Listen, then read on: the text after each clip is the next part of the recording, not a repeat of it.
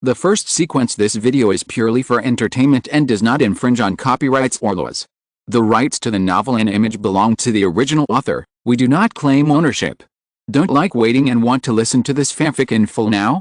Subscribe to our Patreon, where you'll find the best fanfics. Chapter 901 P5092's Concerns.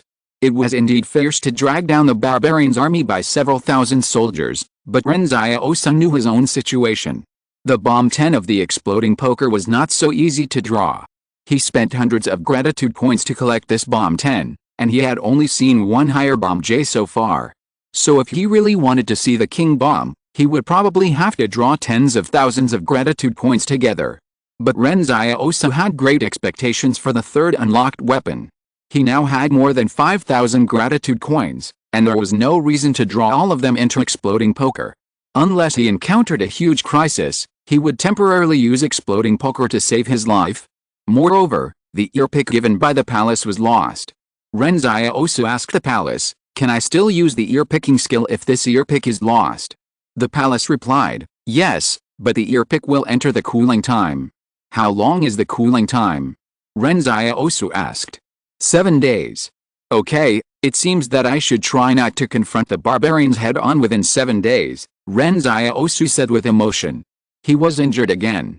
If he hadn't been hiding Lao Su in the forest and waiting for an opportunity, he would have wanted Lao Su to carry him and run away. Therefore, Ren Xiaosu is no longer suitable for high-intensity combat. His frontal combat ability is not as strong as Li Shantan after all. If Li Shantan were here, the opponent could now hypnotize a main force of the barbarians, and then use the opponent's own troops to fight a war of attrition until only Li Shantan was left alive. It's a pity that Li Shantan is now waiting for a typhoon in the south. I don't know what kind of mentality it is to wait for a typhoon. According to the time, the typhoon is estimated to arrive at the south coast in July or August.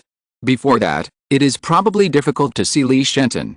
It is difficult to guess the thoughts of a madman.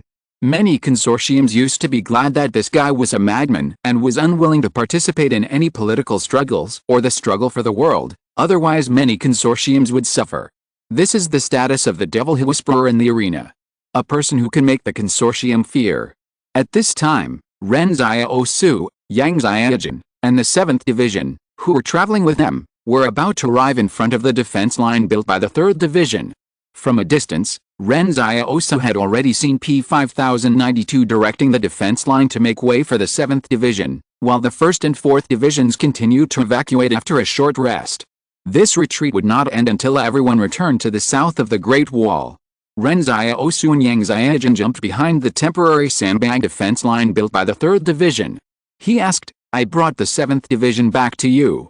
Counting your 3rd Division, there are 4 troops retreating back to the south of the Great Wall." P5092 had said before that as long as 4 main forces withdrew, there would still be a chance of victory in this battle. As a result, P5092 smiled and shook his head. "It's 3.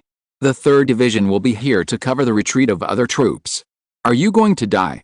Ren Xiaosu frowned, thinking to himself, why is this man not keeping his word? Didn't he say that he would develop the Northwest? Why did he have to die here? As he spoke, Ren Xiaosu was ready to knock P5092 unconscious and carry him away. He had already done what he needed to do, so why should he stay here? Calculating the time, the troops led by Zhang Xiaoman should have arrived near the Wang's defense line. It was time for him to go and join his brothers. However, P5092 explained, "It's not that I want to die, but my 3rd Division is an artillery unit. This time we are intercepting the rear guard, so all the ammunition will inevitably be used up. Moreover, the artillery cannot be towed away during the evacuation, which will delay time. So in the future, after the 3rd Division loses its artillery, it will be engaged in engineering work in the rear." "You said so earlier." Ren Xiaosu immediately understood that the other party meant that the combat effectiveness of the 3rd Division had declined, and it would be useless after losing the artillery sequence, "but my ability is limited, and I can't save the 5th Division. I'm sorry." "There's nothing to be sorry about." P5092 shook his head. "The entire fire should remember this favor of yours. Without you, if the 7th Division was left behind, it would really be impossible to fight." "Okay, I'll rest for a while." Ren Xiaosu leaned tiredly against a tree and panted. After a night of fighting, raiding, and fleeing, internal injuries and exhaustion came to his mind.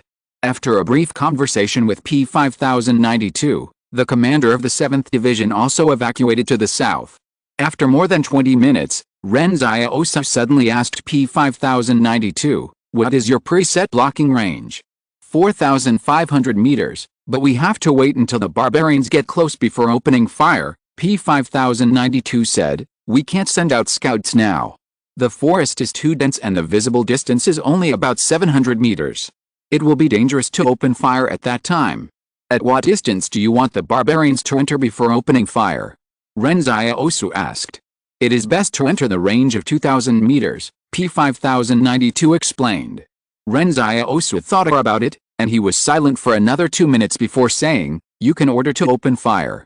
P-5092 was stunned for a moment, but did not question Ren Xiaosu's statement at all, but decisively ordered all artillery units to launch a salvo attack. There is no attack level, that is, to use all firepower to cover the front at the first time, so that the Expeditionary Corps will think that there is an ambush of fire here, and then the 3rd Division can evacuate. When the Expeditionary Corps was hesitating whether to attack, the 3rd Division had already returned to the protection of the city wall. The only problem was that no one had seen the barbarians yet, and Ren Xiaosu ordered the attack. Would there be any problems? If the senior generals of other troops were here, they would definitely trust their own eyes more. But the 3rd Division was different. The intelligence given to them by Ren Xiaosu had never been wrong, so even if they could not see anything, they strictly followed the order. In the woods, one cannon after another roared, and the whole forest was filled with gunpowder smoke, which was pungent. The sound of the cannon was extremely exciting, especially at the moment of a volley. The power bursting out from the muzzle seemed to be able to tear the sky apart. Ren Xiaosu waited silently. After 6 rounds of volleys, P-5092 decisively ordered a retreat, and the cannons were left in the forest. They had completed their final mission. It was not that P-5092 did not want to take them away, but that he could not take them away. He had thought of this result when he transferred the artillery unit out of the city. While the barbarians were afraid to move forward, the 3rd Division retreated at full speed. On the way, Ren Xiaosu suddenly asked, "What is the battle plan after returning to the Great Wall? Is there anything else I can do to help you?" P-5092 was stunned for a moment, then he smiled and said, "I don't know. There is no battle plan. Let's wait for the headquarters to notify us."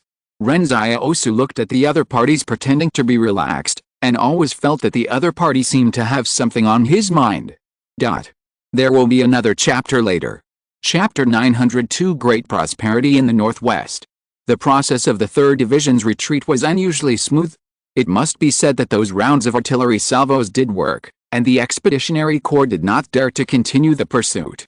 After all, the Expeditionary Corps used a trick to induce the fire to advance recklessly, and they did not want to make the same mistake. Just this hesitation missed the best opportunity to keep the 3rd Division.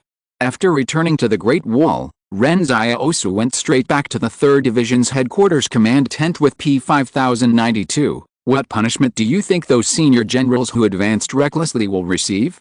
If it weren't for their greed for merit and recklessness, it should have been a very beautiful victory."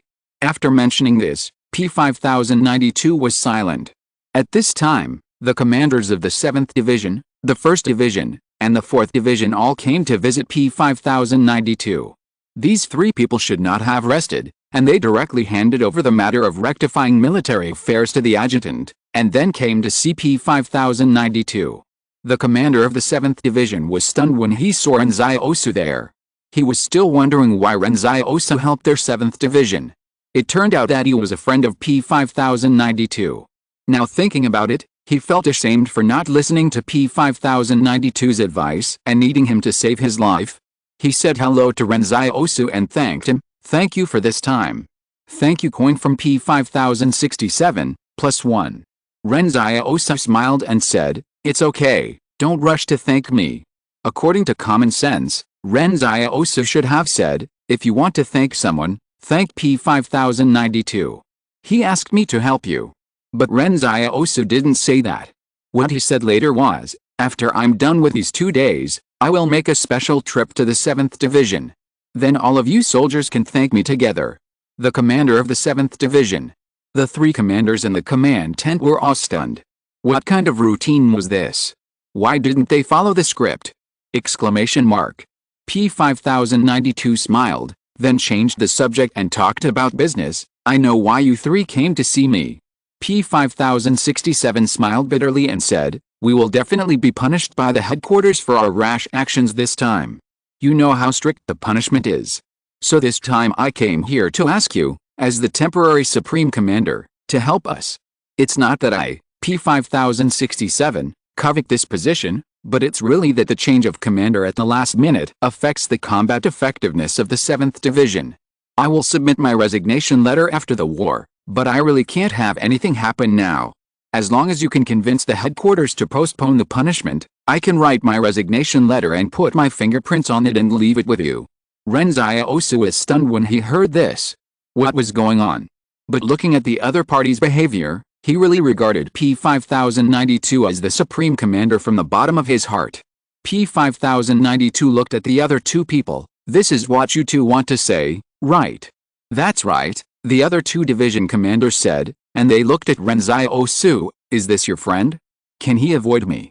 No need, P5092 interrupted. No need to avoid him.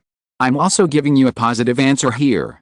Future wars will still require your sincere cooperation, so I will help you through the difficulties when the headquarters investigates this matter. As for dismissing senior generals after the war, it is not necessary. On the contrary, I think that generals who have lost battles will know how to win cautiously in the future. The three of you should go back and rest quickly. The Expeditionary Corps will be at the gates tomorrow. After seeing off the three division commanders, Ren Xiaosu was a little helpless.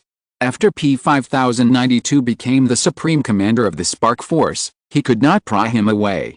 Ren Xiaosu asked, is Hozhen so strict that they are willing to change the commander in the middle of a battle to punish them? Of course, P5092 nodded. Mistakes are mistakes, and all those who make mistakes must be punished. This is the internal rule of Hozhen. Moreover, in the eyes of the top leaders, both me and them are just parts of a huge machine. If a part is broken, they will be replaced. This is their normal thinking. Then how do you plan to save them? Ren Xiaosu asked. It may be a good choice to put all the blame on the dead commanders of the 6th and 5th Divisions. No, P5092 shook his head. Although they made mistakes in the pursuit, their decision to cover the rear was very wise, and they have already sacrificed their lives for their ideals. I cannot arbitrarily discredit their honor. But you also said before that from the perspective of the senior generals of Hozhen, these people did make mistakes, Ren Xiaosu said. In fact, it is acceptable to discredit their honor, but I can't bear it if the soldiers of the 6th and 5th Divisions are also humiliated. P5092 sighed. Just like you said, from the most rational point of view, I am sure that even if the two division commanders died, they could not compensate for the cost of this defeat, but the soldiers are innocent, and they should return home with honor. I didn't expect you to have some humanity, Ren Xiaosu praised. Then how do you plan to save these three people? As he was talking, a team of soldiers in white uniforms came to the door of the tent. P5092 looked outside and one of the soldiers said, "Hello, sir. We are from the inspection force and are here to investigate the defeat. Before this, we confirmed that the 1st Division, the 4th Division, the 5th Division, the 6th Division, and the 7th Division all acted in greed for merit and recklessness. We are here to verify with you whether this is true." P5092 was silent for a while and suddenly said, "It's not their responsibility. I ordered them to pursue." The soldier of the inspection force was stunned. "What did you say, sir? This is not true." P5092 smiled and said, "There is nothing wrong with it. It was indeed me who ordered them to pursue, so I should accept the punishment. Take me away. The handover of work has been completed. I am willing to go to the supervisory unit to accept the investigation." As he said that, P5092 turned around and smiled at Ren Xiaosu. "I don't know when we will meet again. If we meet again, don't fail to recognize each other." This time Ren Xiaosu was really stunned. He didn't expect that P5092 had completed the handover of work in advance. This showed that the other party was ready to take all the blame from the beginning. Ren Xiaosu frowned and asked, "Wait, why did you do this?" "Because it is the most rational choice," P5092 thought for a while and said. He was silent for a few seconds and added, "Of course, I am also a little tired. The so-called tiredness is probably tired of the struggles in the center of power. At this time, Ren Xiaosu's mind was racing. P5092 had said before that the 3rd Division was an artillery unit, but now even the artillery has been abandoned, and the ammunition has been used up due to material problems, so the 3rd Division can only become an engineering unit in the rear in the future. This means that, in fact, P5092 being taken away will not affect the war on the front line. On the contrary, if the divisions that still retain their strength change their commanders before the battle, their combat effectiveness will plummet. You must know that the running-in period between a general and the troops is as long as more than 2 years. In the first 2 years, a new general can't even think about exerting the combat effectiveness of this unit. It's not that the subordinates are disobedient, but that all the rhythms of both sides need to be run in. Commanding troops to fight is by no means that simple. War is not chess, and soldiers are not wooden chess pieces. Therefore, in the eyes of P5092, sacrificing him in exchange for the other 3 generals is the most rational choice and the most beneficial choice for the victory of the Spark. P5092 said that if the war requires him to sacrifice, he will sacrifice himself without hesitation. Now is the time for P5092 to sacrifice himself. What punishment will you receive? Ren Xiaosu asked calmly. Deprive him of genetic modification and then imprison him for 15 years, P5092 analyzed. But I will behave well in prison, so I should be out in 10 years. Ren Xiaosu took a deep breath and said, now it's time for you to fulfill our agreement. P5092 was stunned. What agreement did we come here for? Ren Xiaosu said, Daxing Northwest. P5092. He thought to himself, when was this agreement made? How come he didn't know about it? Exclamation mark. However, Ren Xiaosu didn't say much to P5092. He had already intended to leave, and now that he encountered such a thing, it was time for him to leave Huazhen. After saying that, Ren Xiaosu suddenly stepped to P5092's side and hied him on the neck with a knife. P5092 wanted to resist, but his martial arts value was not enough in front of Ren Xiaosu, so he fainted directly. The soldiers of the supervisory force wearing white uniforms quickly raised their guns. What are you doing? Stop. However, Ren Xiaosu supported the unconscious P5092 and said to the adjutant beside him, I'm going to take your leader away now. I don't think you want to see him waste 10 years in prison, right? The adjutant hesitated. Where are you taking him? Northwest, Daxing Northwest.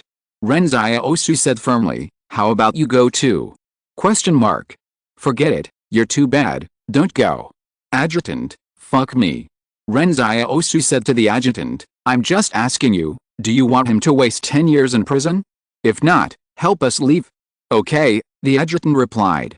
As a result, before the adjutant ordered the soldiers of the 3rd Division to put those supervisory soldiers under house arrest, the supervisory soldiers suddenly put down their guns and said, we don't want to see this P5 officer go to the military court. We all know that he is taking the blame for others. So, you can knock us out, and then you can run away with him. Ren Xiaosu was stunned.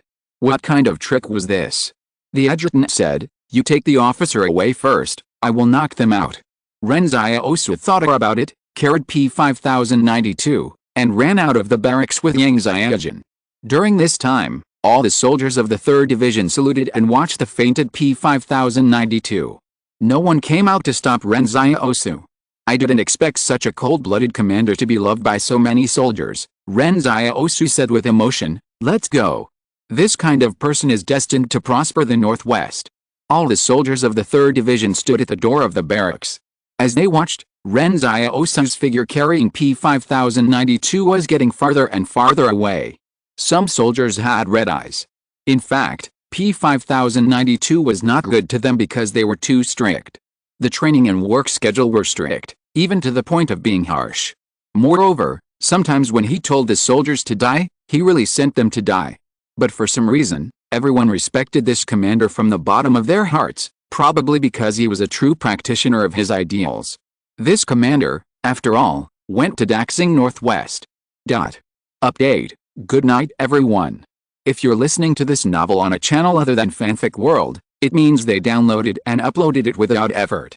We cordially invite you to visit our channel, Mundo Fanfic Novelist. There you'll find the original version of this story and you can explore many other novels of various genres.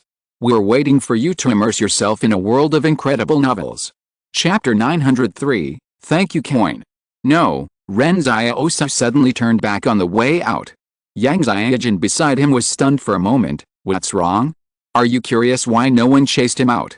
No, Ren Xiaosu said, it's reasonable for them not to chase him out. P5092 took such a big blame for the future victory of Hozin. Who would want their leader to go to jail because of such a bad thing? The whole Hozin knows that he is actually a hero, not a criminal. What's wrong with that? Yang Xiaojin asked in confusion. Thank you. Ren Xiaosu looked back at the camp of Hozin in the distance and said firmly, the 7th Division hasn't thanked me yet. Yang Xiaojin. In Ren Xiaosu's opinion, the other troops were fine.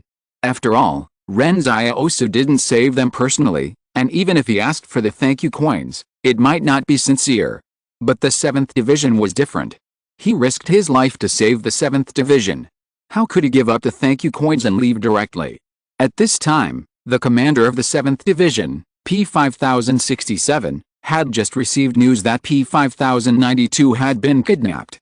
The voice of the commander of the 1st Division came from the other end of the phone. It's actually a good thing that P5092 was kidnapped. If he didn't leave, he would have wasted more than 10 years in prison, and no one wants to see this. When he told us not to worry, we should have thought that he was going to take on everything alone. P5067 sighed. Yes, we owe him too much. After this war, I won't have the face to continue being a so-called senior general. I'm afraid I won't be able to hold my head up in front of my own soldiers for my future that I have exchanged for other people's freedom. I heard that the person who kidnapped him also participated in this battle. I think it's the one in the northwest. The commander of the 1st Division asked curiously. Yes, it's the one with the white mask from the northwest, P5067 confirmed. It was him who saved us when the 7th Division was intercepted by the barbarians. You may not believe it, but when facing an expeditionary force of thousands of barbarians, he still had the leisure to pick his ears. If I hadn't seen it with my own eyes, it would be hard for me to imagine that such a powerful figure has appeared in the world of supernatural beings. No wonder he's as famous as the Devil Whisperer.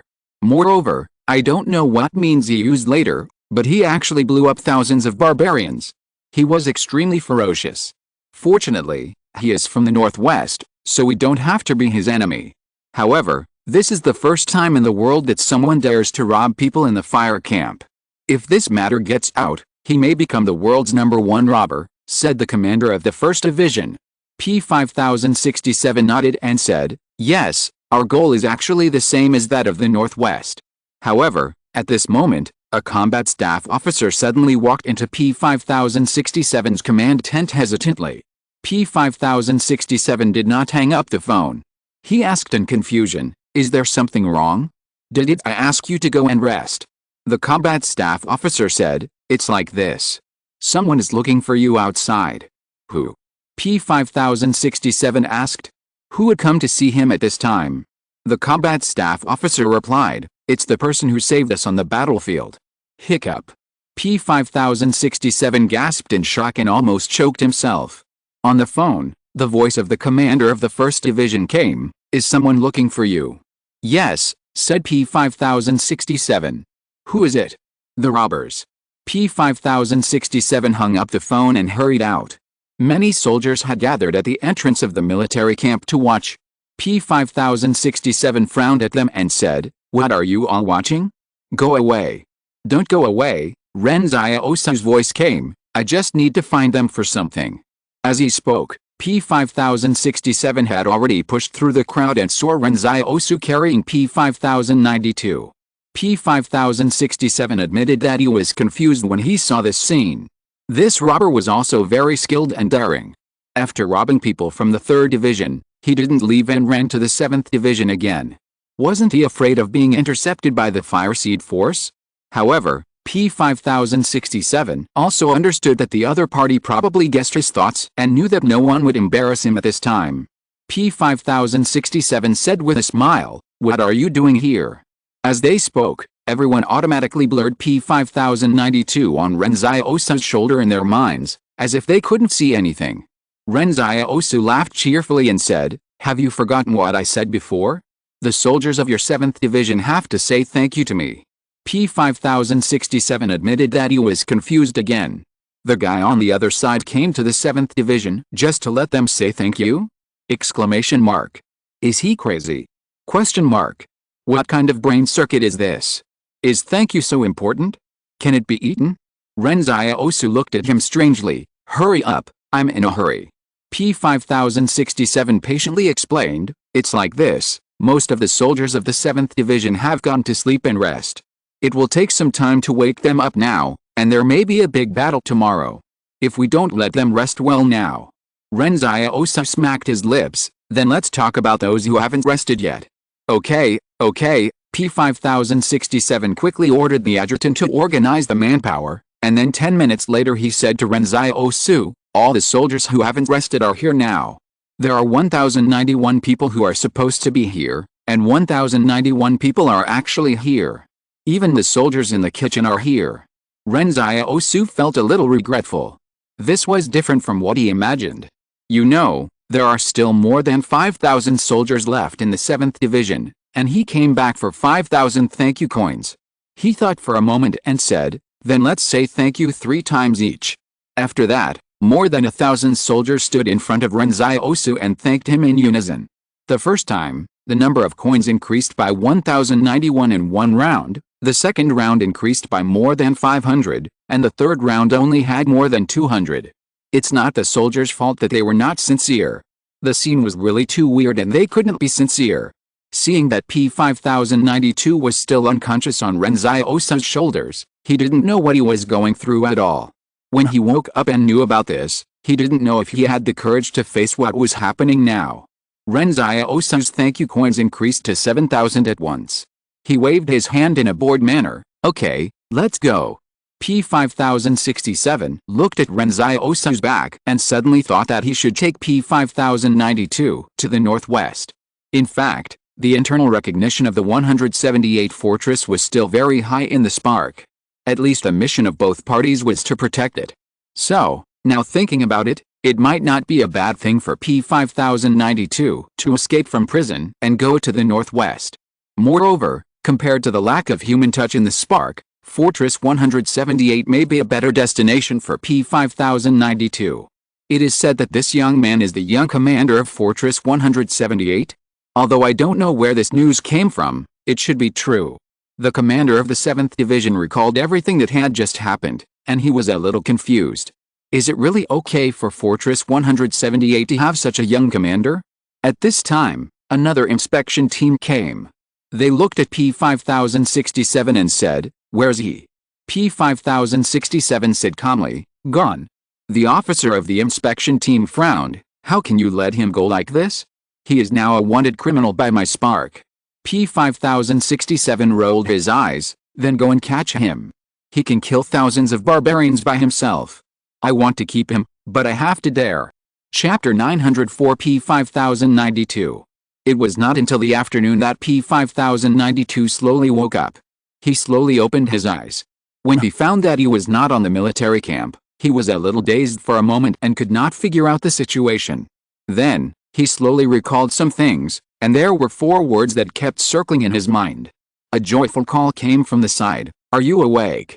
P5092 had an ominous premonition in his heart.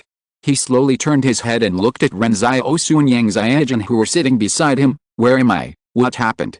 We are on the way to the northwest of Daxing. Ren Xiaosu said happily. Yes, it was these 4 words. When he was dreaming just now, these 4 words kept echoing in his mind and could not be shaken off. P5092 closed his eyes and wanted to wake up again. He always felt that he was still in a dream, and there was still a little magic. However, when he opened his eyes again, the scene had not changed at all, and Ren Xiaosu's smile had not changed at all. Ren Xiaosu said patiently, look, didn't we agree to go to the northwest of Daxing? How come you forgot? At a certain moment, P5092 even felt like he was experiencing a horror movie, being dragged into a basement by a serial killer or something, and the other party's tone revealed a sense of perversion. P5092 thought for a long time and said, When did I say I was going to the northwest of Daxing? Ren Xiaosu was stunned for a moment. When I said before that sooner or later we are a family, you didn't refute it. I wanted you to join the fire, P5092 explained. When you said that sooner or later we are a family, I thought you were going to join the fire. Oh, Ren Xiaosu realized at this moment that the two of them had been talking about different things. But it was not a big problem. Ren Xiaosu said, anyway, the northwest of Daxing is right. P5092 was amused and helpless. So you are really from Fortress 178? How did you follow Wang's medical team to Kong's? That's a long story. I went to Kong's Fortress number 31 to rescue people, but I was intercepted by you when I was about to leave. Now think about it, this is your fate with the Northwest, Ren Xiaosu said with a smile. P5092 shook his head. I don't want to go to the Northwest. Ren Xiaosu said seriously, no, you do. P5092. It would be great to go to the Northwest, Ren Xiaosu said. You won't encounter the troubles you encountered in Huazhong before. No one will be greedy for merit and advance recklessly there, and you don't have to fight for a fame and fortune. What's yours is yours, and it's useless to fight for it if it's not yours. Where is such a place? P5092 sneered. There has never been a vacuum of fame and fortune in this world. As long as there are people, there will be people fighting for fame and fortune. It's the same.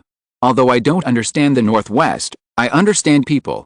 Ren Xiaosu thought for a while and said, that's not wrong. It's true that even in the Northwest there must be a lot of such things. But since you are tired of these, and you don't even want the position of a senior general in Huazhong, then you can go to the Northwest and retreat behind the scenes. I'll take the blame if there are any problems. P5092 asked doubtfully, what on earth do you want me to do in the Northwest? What you did before, you will do in the future, Ren Xiaosu said. I'm in need of someone who is good at fighting. P5092 asked seriously, who are we going to fight? At this moment, Ren Xiaosu suddenly realized that this question was very important to P5092. He said to P5092 solemnly, the mission of Fort 178 is to protect. We will never actively invade others. This is highly consistent with your philosophy, but we will not sacrifice our comrades like you.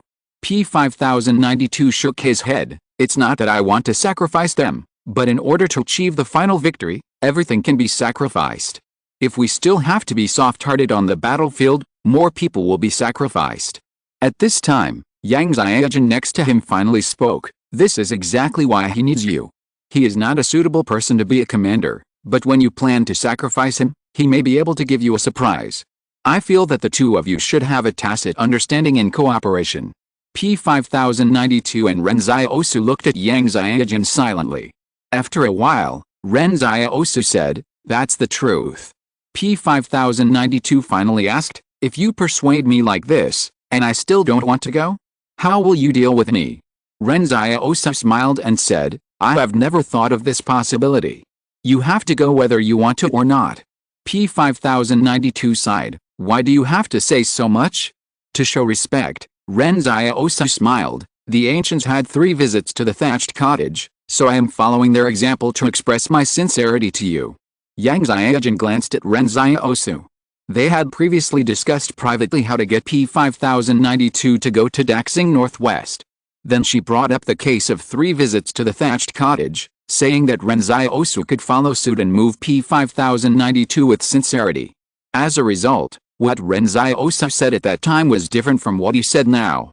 At that time, Ren Xiaosu said that it would be too much trouble to visit the thatched cottage 3 times. If he burned down the thatched cottage, he would have no place to live. Wouldn't he have to Daxing Northwest? Exclamation mark. People in the Northwest do this. Yang Xiaojun didn't say anything for a long time. What she thought was, no wonder everyone said that people in the Northwest were a bunch of assholes. Maybe they did too many such things. The reason why Ren Xiaosu could get along so well with the people in the Northwest was that their personalities matched. Ren Xiaosu suddenly said to P5092, since you have left Huazhong, how about calling me by your real name Linghan? It also symbolizes your new beginning. But P5092 shook his head. I like the name P5092 more now. Just call me P5092. Ren Xiaosu was stunned for a moment. He suddenly realized that it might be a bit bad for him to think that his name was a number. But for P5092, this number symbolized all the youth and sweat he had spent in the past to protect the ideals of the people in the Central Plains. It also symbolized the greatest glory of his life. Behind this number, there were countless barbarians' lives. It was a name and also a merit. Then continue to call you P5092, Ren Xiaosu said happily.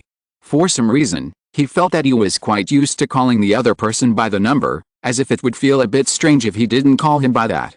Perhaps P5092 also used this method to tell Ren Xiaosu that although he temporarily agreed to go to the northwest, his ambition has always been to protect the people of the Central Plains, and it has never changed. So if their ideas conflict in the future, and Ren Xiaosu wants to fight for the world and start a fratricidal war, then P5092 will leave. But Ren Xiaosu doesn't care about this at all. He is not that ambitious. By the way, Ren Xiaosu asked, what is your current judgment on this war? Can Huazhong win? With so many barbarians coming to Huazhong, the Wang family must not have left many troops. If the Wang family surrounds us, won't it be more certain? It's not that simple. P5092 shook his head. I also judged that there might not be many barbarians on the Wang family's side, but now I think I may have made a wrong judgment. This may be another trap.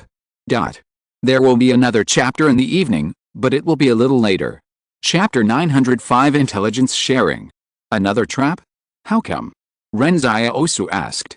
In the past, when he didn't understand something, he would look for the answer in books, but the knowledge in books might not be able to explain everything in this world clearly.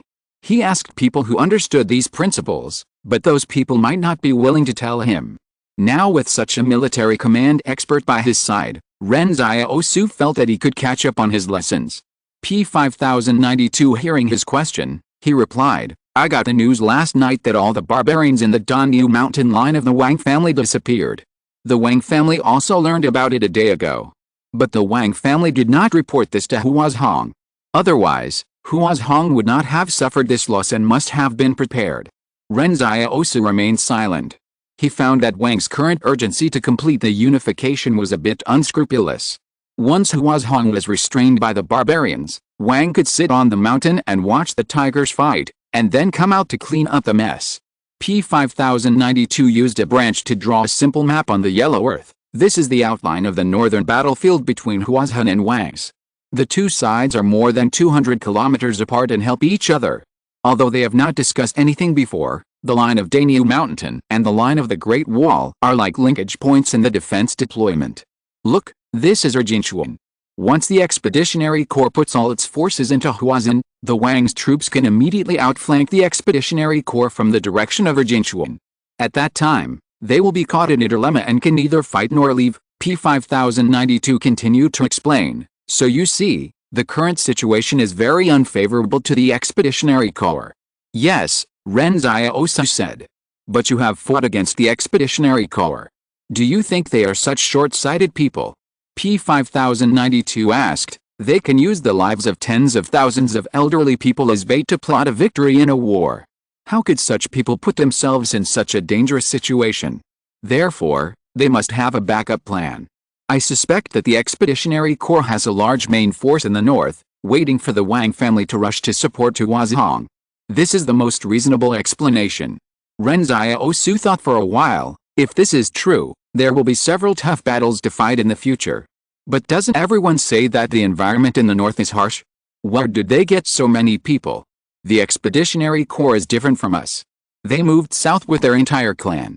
Counting the Qing family, 178 fortress, Wang family, Kong family, Huazhong family, and Zhou family. Of course we have much more troops than them, even several times more, but we are not united. P5092 sighed. This gives them an opportunity to take advantage of. According to P5092's speculation, the number of people in the entire northern ethnic group is probably only about 1/5 of that in the Central Plains, or even less. But all their adult men have become soldiers, and the Central Plains cannot unite, so it is hard to say who will win this battle. We have to tell Wang about this, P5092 said to Ren Xiaosu. If their defense line falls into the trap and then collapses, it will certainly make the Great Wall even worse. But Wang didn't tell you about the situation in time before, don't you hate them? Ren Xiaosu asked curiously. Hate, P5092 said, but hatred can't solve the problem. Everything is based on winning this war, so we must tell them this news. Then you are quite open-minded, Ren Xiaosu said with emotion. But P5092 shook his head. My mind is not as big as you think, otherwise I wouldn't hate the intrigues and power, but my ideal has always been to protect the survival of the fire of the Central Plains human race. If I don't tell Wang about this news, it means I have betrayed my ideal. Okay, Ren Xiaosu said, and took out a satellite phone from the space and dialed it. P5092 was stunned for a moment. Where did you call from and who did you call? Ren Xiaosu ignored him. After the call was connected, a steady voice came from the other end. I'm Wang Shengzi. P5092's expression gradually changed, and Ren Xiaosu said, I called for nothing else. Everything at barrier number 31 has been settled.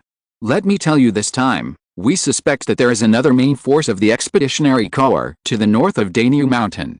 They may be waiting for you to rush to support the fire and then launch a sneak attack, so I remind you to pay attention. Okay, Wang Shengzi replied with a smile, thank you for the reminder, but we have already discovered that unit, so we won't be fooled by them. How did you find out? Ren Xiaosu asked in surprise. But Wang Shengzi did not answer this question, but asked Ren Xiaosu about his well-being. After the two exchanged pleasantries, Ren Xiaosu said, in addition, I hope that when we are facing a powerful enemy, there will be no more cases of information not being shared. I think everyone in the Central Plains should unite for this war. Don't you think so?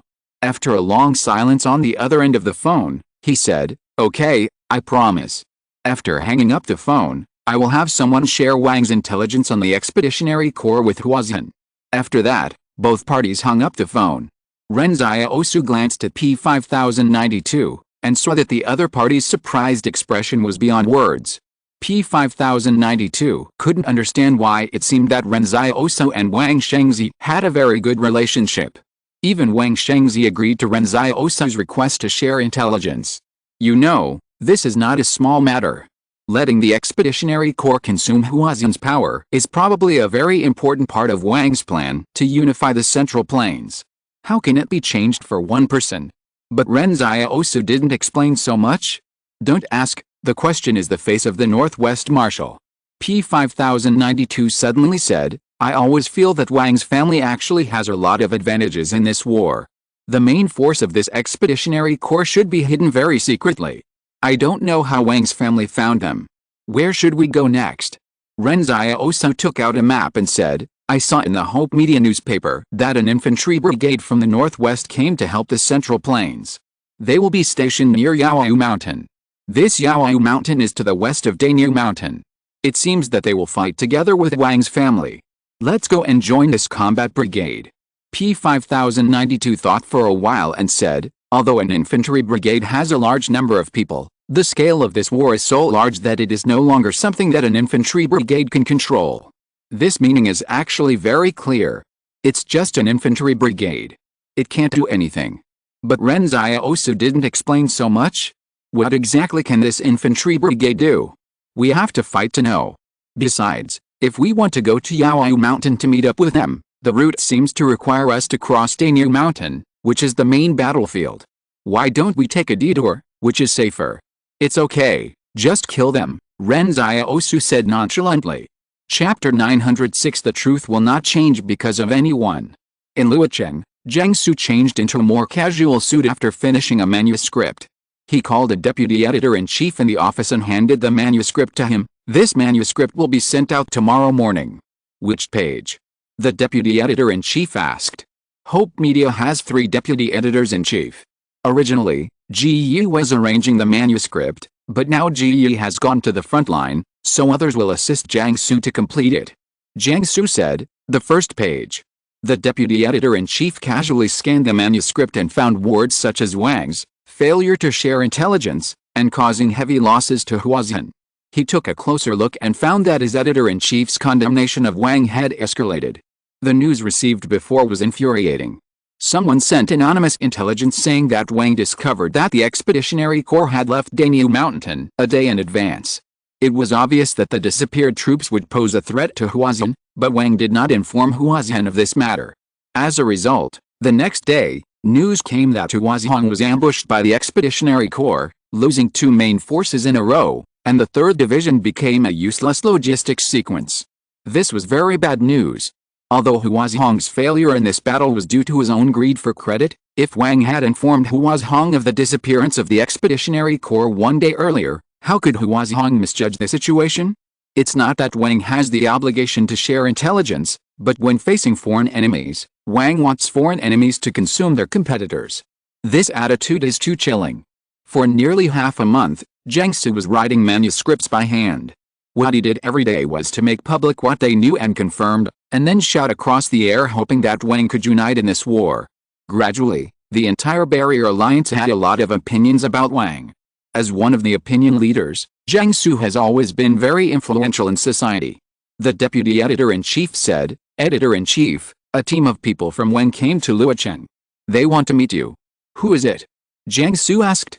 "They are the people who came to negotiate." I checked the resume of the team leader. He is one of the famous military attachés in charge of diplomacy of Wang's company, the deputy editor-in-chief explained. "Forget about diplomacy," Jiangsu said. "They just want Hope Media to stop reporting on Wang's company. Don't worry about them. Just reply to them and say that I have to go to King University to teach and I don't have time." "But," the deputy editor-in-chief hesitated. "In this day and age, do we really not have to worry about the consortium's ideas?" Jiangsu smiled and said to him, "Don't worry, I can handle it." "Okay, I still have classes at King University, let's not talk about this for now." As he said that, Jiangsu drove all the way to King University, leaving Wang's diplomatic team out in the cold. However, when he arrived at King University, the Wang's team was already waiting at the school gate. A middle-aged man in a well-dressed suit smiled at Jiangsu and said, "Hello, Editor-in-Chief, I am Wang Huazhen from Wang's company." Jiangsu looked at the other party and smiled. "It seems that everyone has to talk." "Well, we have to meet," Wang Huazhen said politely. At this time, more and more students gathered at the school gate. Jiangsu was a famous figure in the school. At this time, everyone learned that Wang had stopped Jiangsu at the gate. Some students ran out of the school with iron bars, saying that they wanted to protect teacher Jiang. Jiangsu waved to the students, signaling everyone not to be so excited. He looked at Wang Huazhen. "I wonder what the Wang team came to Luocheng for. Can we talk privately?" Wang Huazhen said, "We respect Mr. Jiang's foresight and reputation. I hope you can give us a chance to explain." Jiangsu shook his head. "Forget about private talk. Let's talk here." Wang Huazhen slowly scanned the faces of the students. He felt helpless. After all, how could he say what he wanted to talk about in front of so many people? Jiangsu walked towards the school with a cane. "Go back. How can the truth change because of anyone? The truth is the truth. If Wang's also works hard for the unity of the Central Plains, I hope the media will report it truthfully. I have been to barrier number 61. When I reported on artificial intelligence, I was also very objective, and I clearly stated the pros and cons. But your report on Wang's this time obviously has a subjective point of view," Wang Huazhen said. Jiangsu looked back at him. "I am just stating the facts." Wang Huazhen looked at Jiangsu's limping back. After the students gradually dispersed, an assistant asked, "What should we do next?" "Go back," Wang Huazhen sighed. "Don't try again," asked the assistant. The other party deliberately let the deputy editor-in-chief inform us of the itinerary so that we would come to the gate of King University to block him, but this is exactly what he wants, Wang Wai was thinking. Meeting with Wang's people in public is an act of avoiding suspicion. His attitude is very firm and he will not change his mind. At this time, Jiangsu was walking into the school, and a student beside him suddenly asked, "Teacher Jiang, will you change your attitude because of Wang's? After all, they are a consortium." Jiangsu stopped and said what he had said before, "Will the truth change because of someone? If so, then it is not the truth." Barrier number 61, the artificial intelligence building that is not particularly conspicuous, if seen from a distance, is no different from other office buildings. But taking the elevator all the way down to the Technology Research and Development Center full of technology, looking at the busy staff in dust-proof suits, you will inexplicably feel the importance of this place. At this time, The staff and blue dust-proof suits are loading data one by one into the server to facilitate the calculation and deduction of zero. Legend has it that the entire world was already connected to the internet before the catastrophe. If there had been artificial intelligence at that time, there would have been no need to manually input some data in such a troublesome way, and Zero could have obtained it at will. In the eyes of the staff, there should be no wall that can stop Zero's invasion. Facts have also proved that Zero is extremely good at breaking through the wall. Wang Shengzi sat in a wheelchair and watched the staff busy at work. At this time, Yang Enjing took the elevator downstairs and adjusted the blanket on his knees for him. Wang Shengzi handed a document to Yang Enjing. Zero has found the place where Qing has been hiding.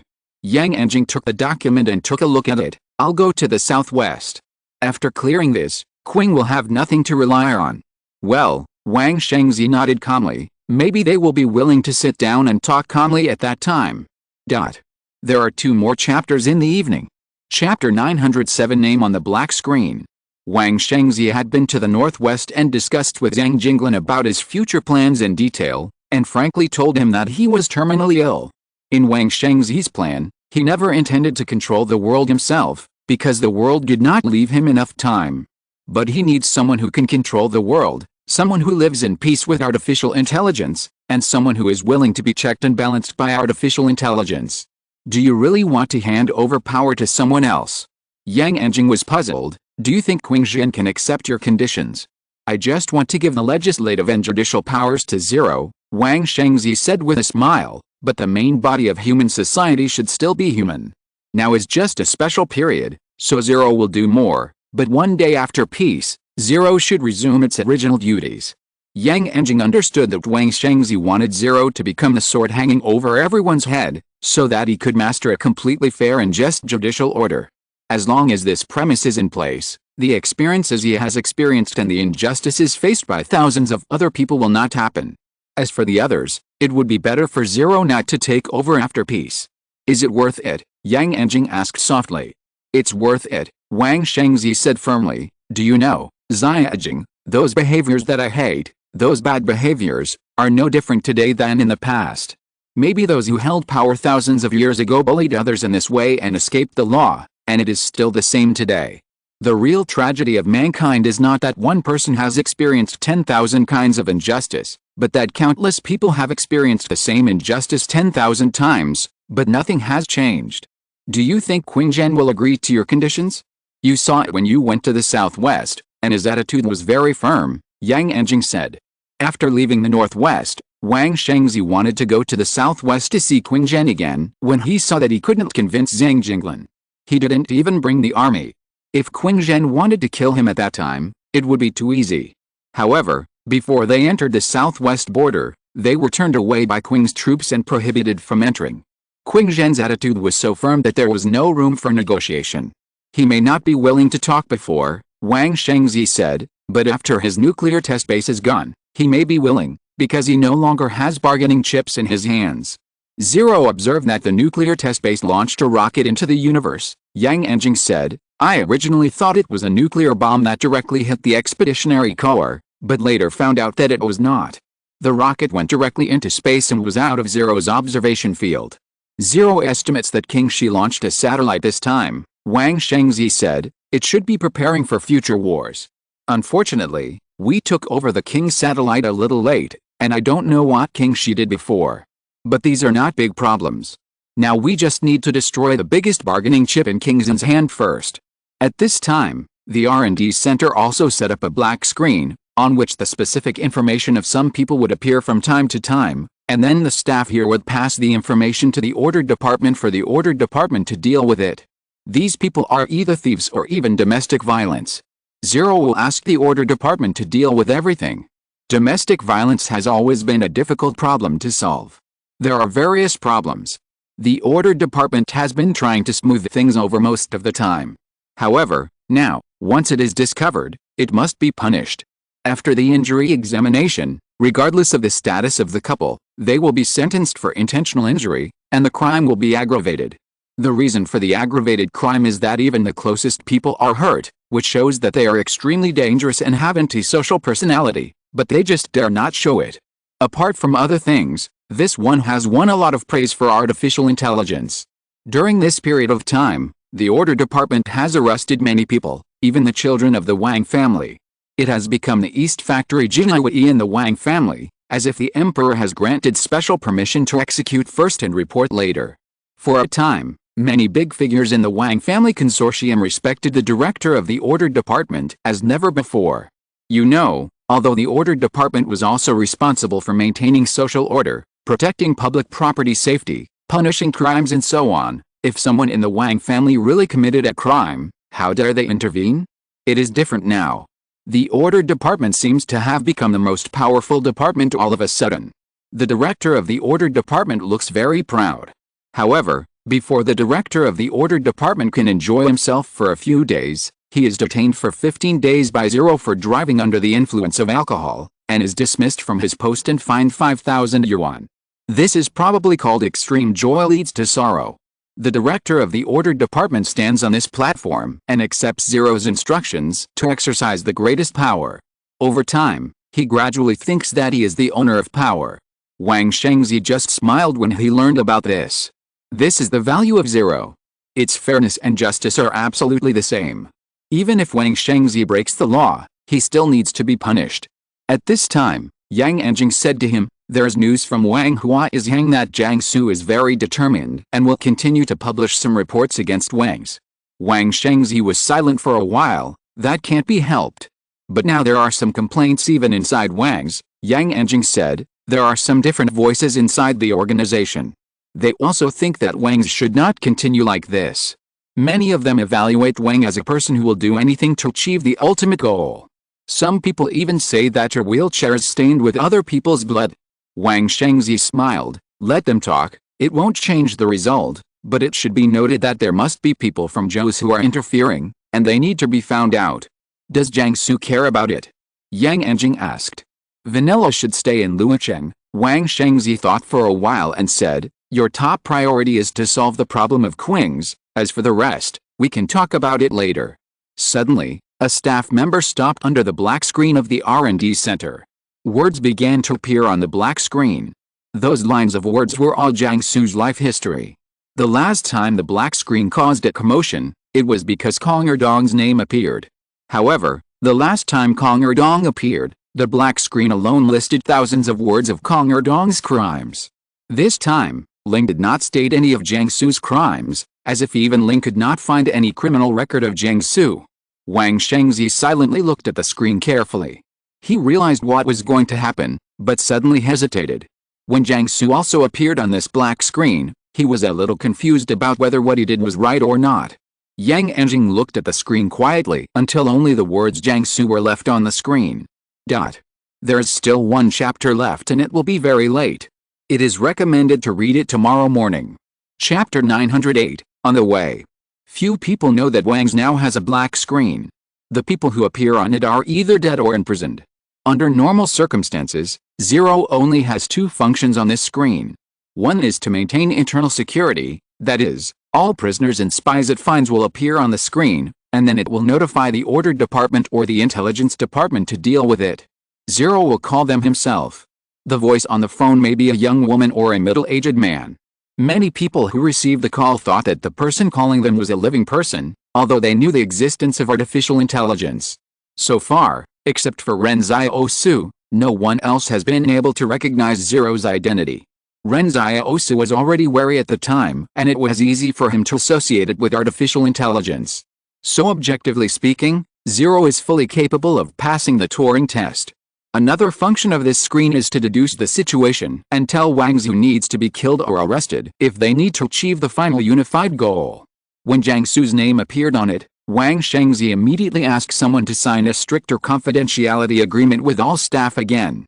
Because Jiang Su's identity is too special, if people know about this matter, I am afraid it will cause unnecessary criticism. Yang Anjing left barrier number 61. And Wang Shengzi came to the bottom of the Technology Research and Development Center alone. He looked at the server cluster in the underground river through the glass.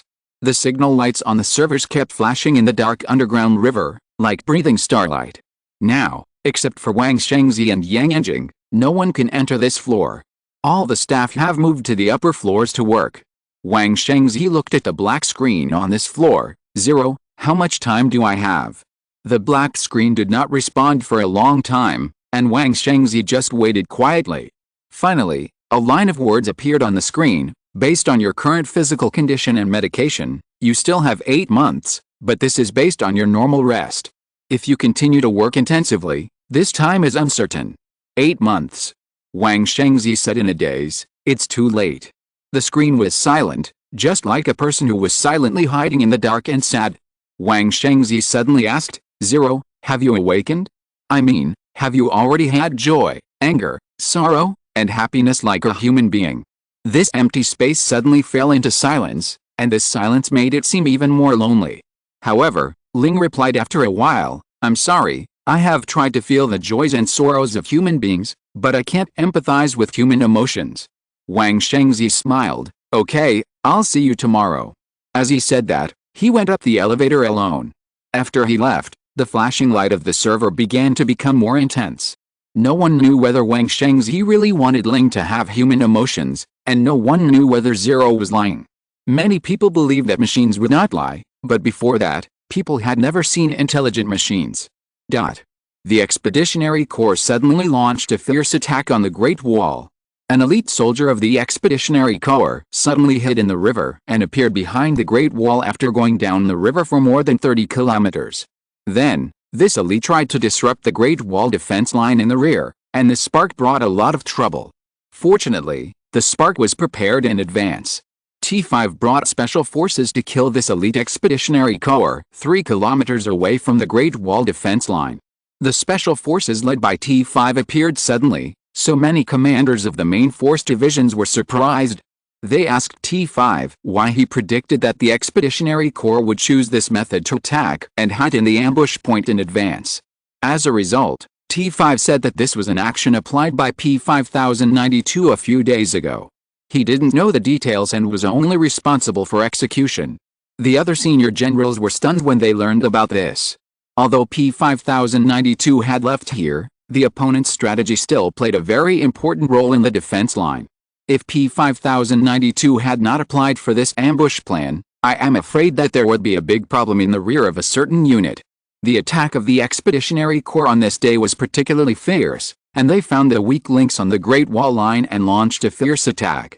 The so-called weak links refer to places such as the 3rd Division and the 6th Division that suddenly lost the support of the troops. Although there were troops stationed and replaced on the day P5092 left, the problem is that this unfamiliarity with the defense line and the dilution of the defense line will easily be found by the enemy after the formal combat. Slowly, the firepower of the fire became weaker and weaker, and the Expeditionary Corps seemed to have noticed the shortage of supplies for the fire. In the barbarians' combat plan, destroying the rear material capital is a very important part. Otherwise they would not have infiltrated Dashishin in advance and left so many troops behind the fire. Now it seems that the soldiers of their Expeditionary Corps should have succeeded, otherwise according to their expectations, the Expeditionary Corps should have encountered more fierce guns and artillery. For a time, the Expeditionary Corps decided to speed up the siege rhythm on the Great Wall line, and hide their last trump card, ready to give a fatal blow to the fire line. At the moment when the fire was in urgent need, the troops on the front line of Wang's Daniu Mountain suddenly marched towards the direction of the fire Great Wall in a high-profile manner, this time in the name of rushing to help the fire. As a result, the main force of the Wang family had just left Daniu Mountain for half a day, and the Expeditionary Corps appeared again in the north. They wanted to take Daniu Mountain for themselves while the main force of the Wang family rushed to help others. Once this Daniu Mountain fell, the Wang family would no longer have a natural barrier to defend in the south. However, the Wang's troops that left in a high profile were just a ragtag army composed of logistical personnel, among whom there were even refugees who had just arrived at the front line for 2 days. The real main force of the Wang's army was still in Daniu Mountain, and they had dragged the entire expeditionary army into the mountain.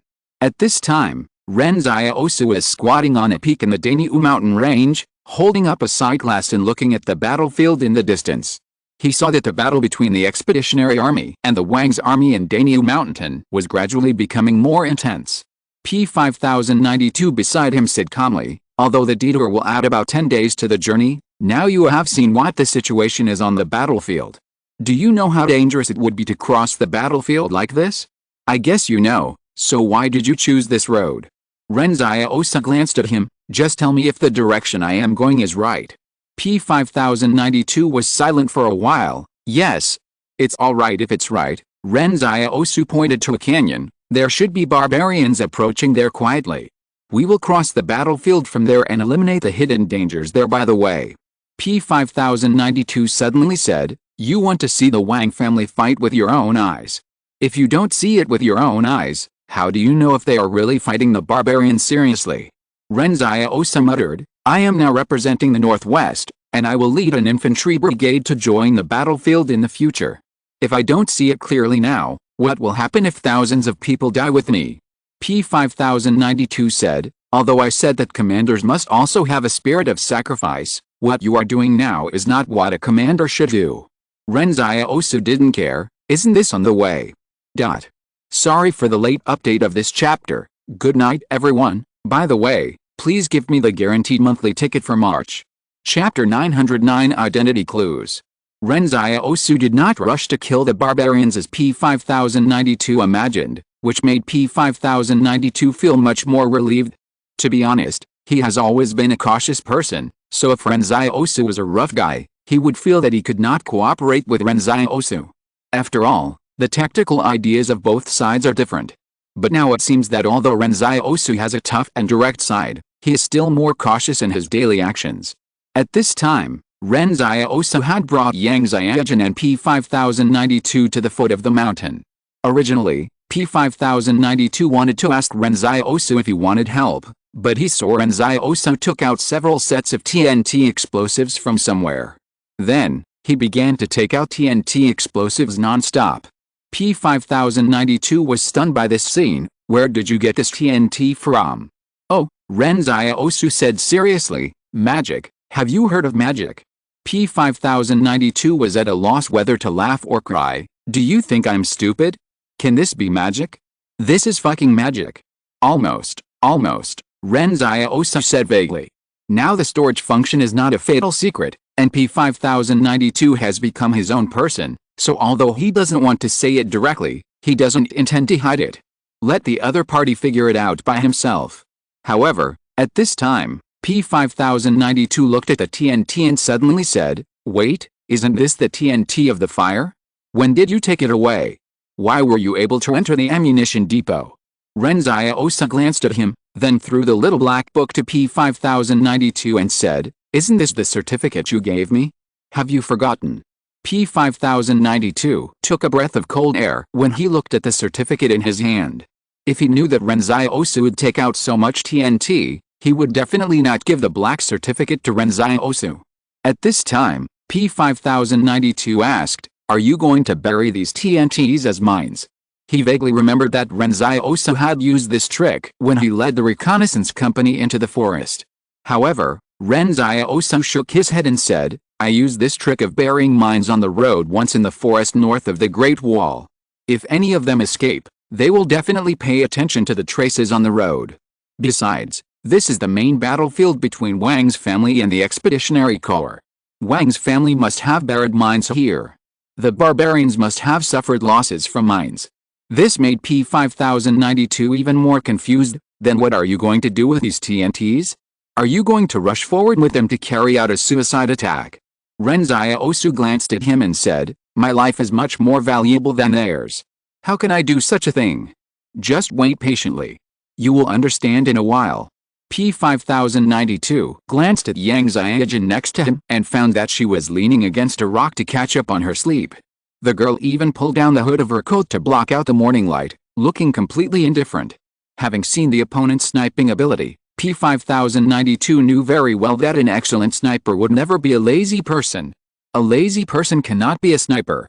So, Yang Xiaojun thought that Ren Xiaosu could handle what happened next, right?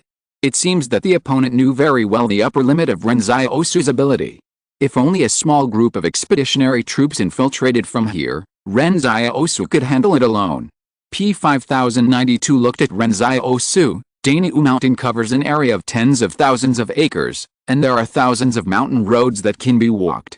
Why are you so sure that the opponent passed by here? Ren Xiaosu sat on a stone. Intuition, hunter's intuition. Did you need to go hunting before?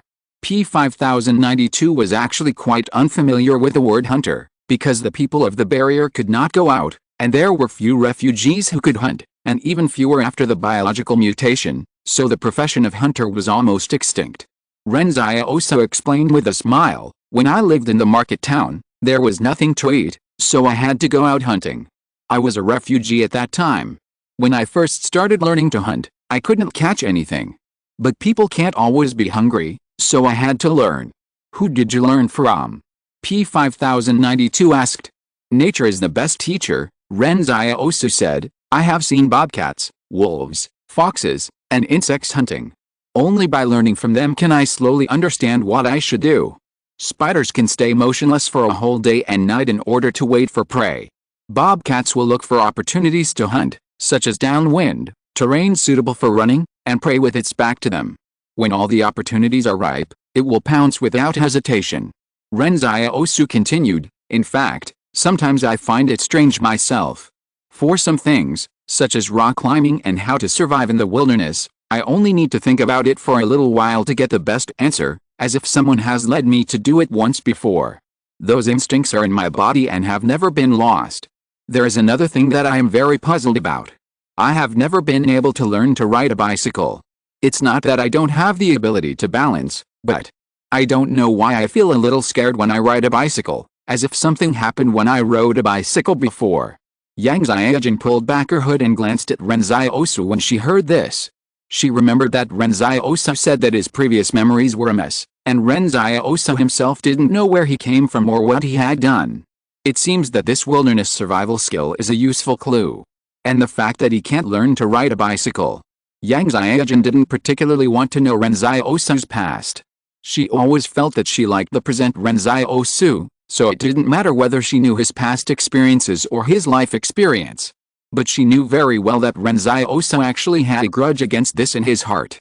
Although he basically didn't mention this matter, with Ren Xiaosu's personality, the more he didn't want to mention something, the more he cared about it. Who would want to have a blank in their memory for more than 10 years?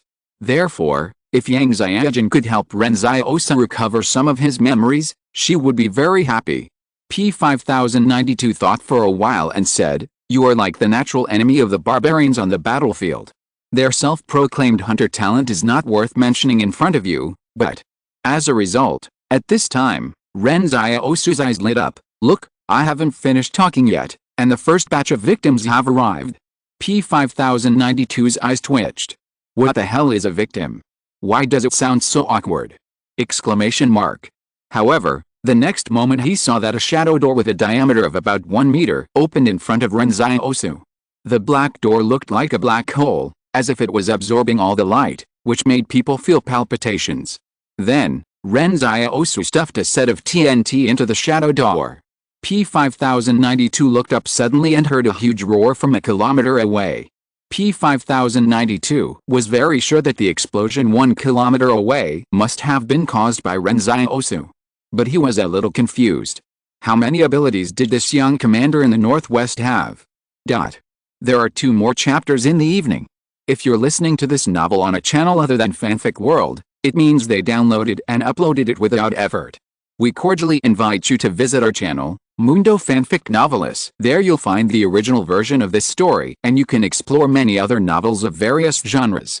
We're waiting for you to immerse yourself in a world of incredible novels. Chapter 910 The Mystery of Taking the Blame. The Shadow Gate can open up to a distance of 1 kilometer, which is a long distance. However, it also has a disadvantage.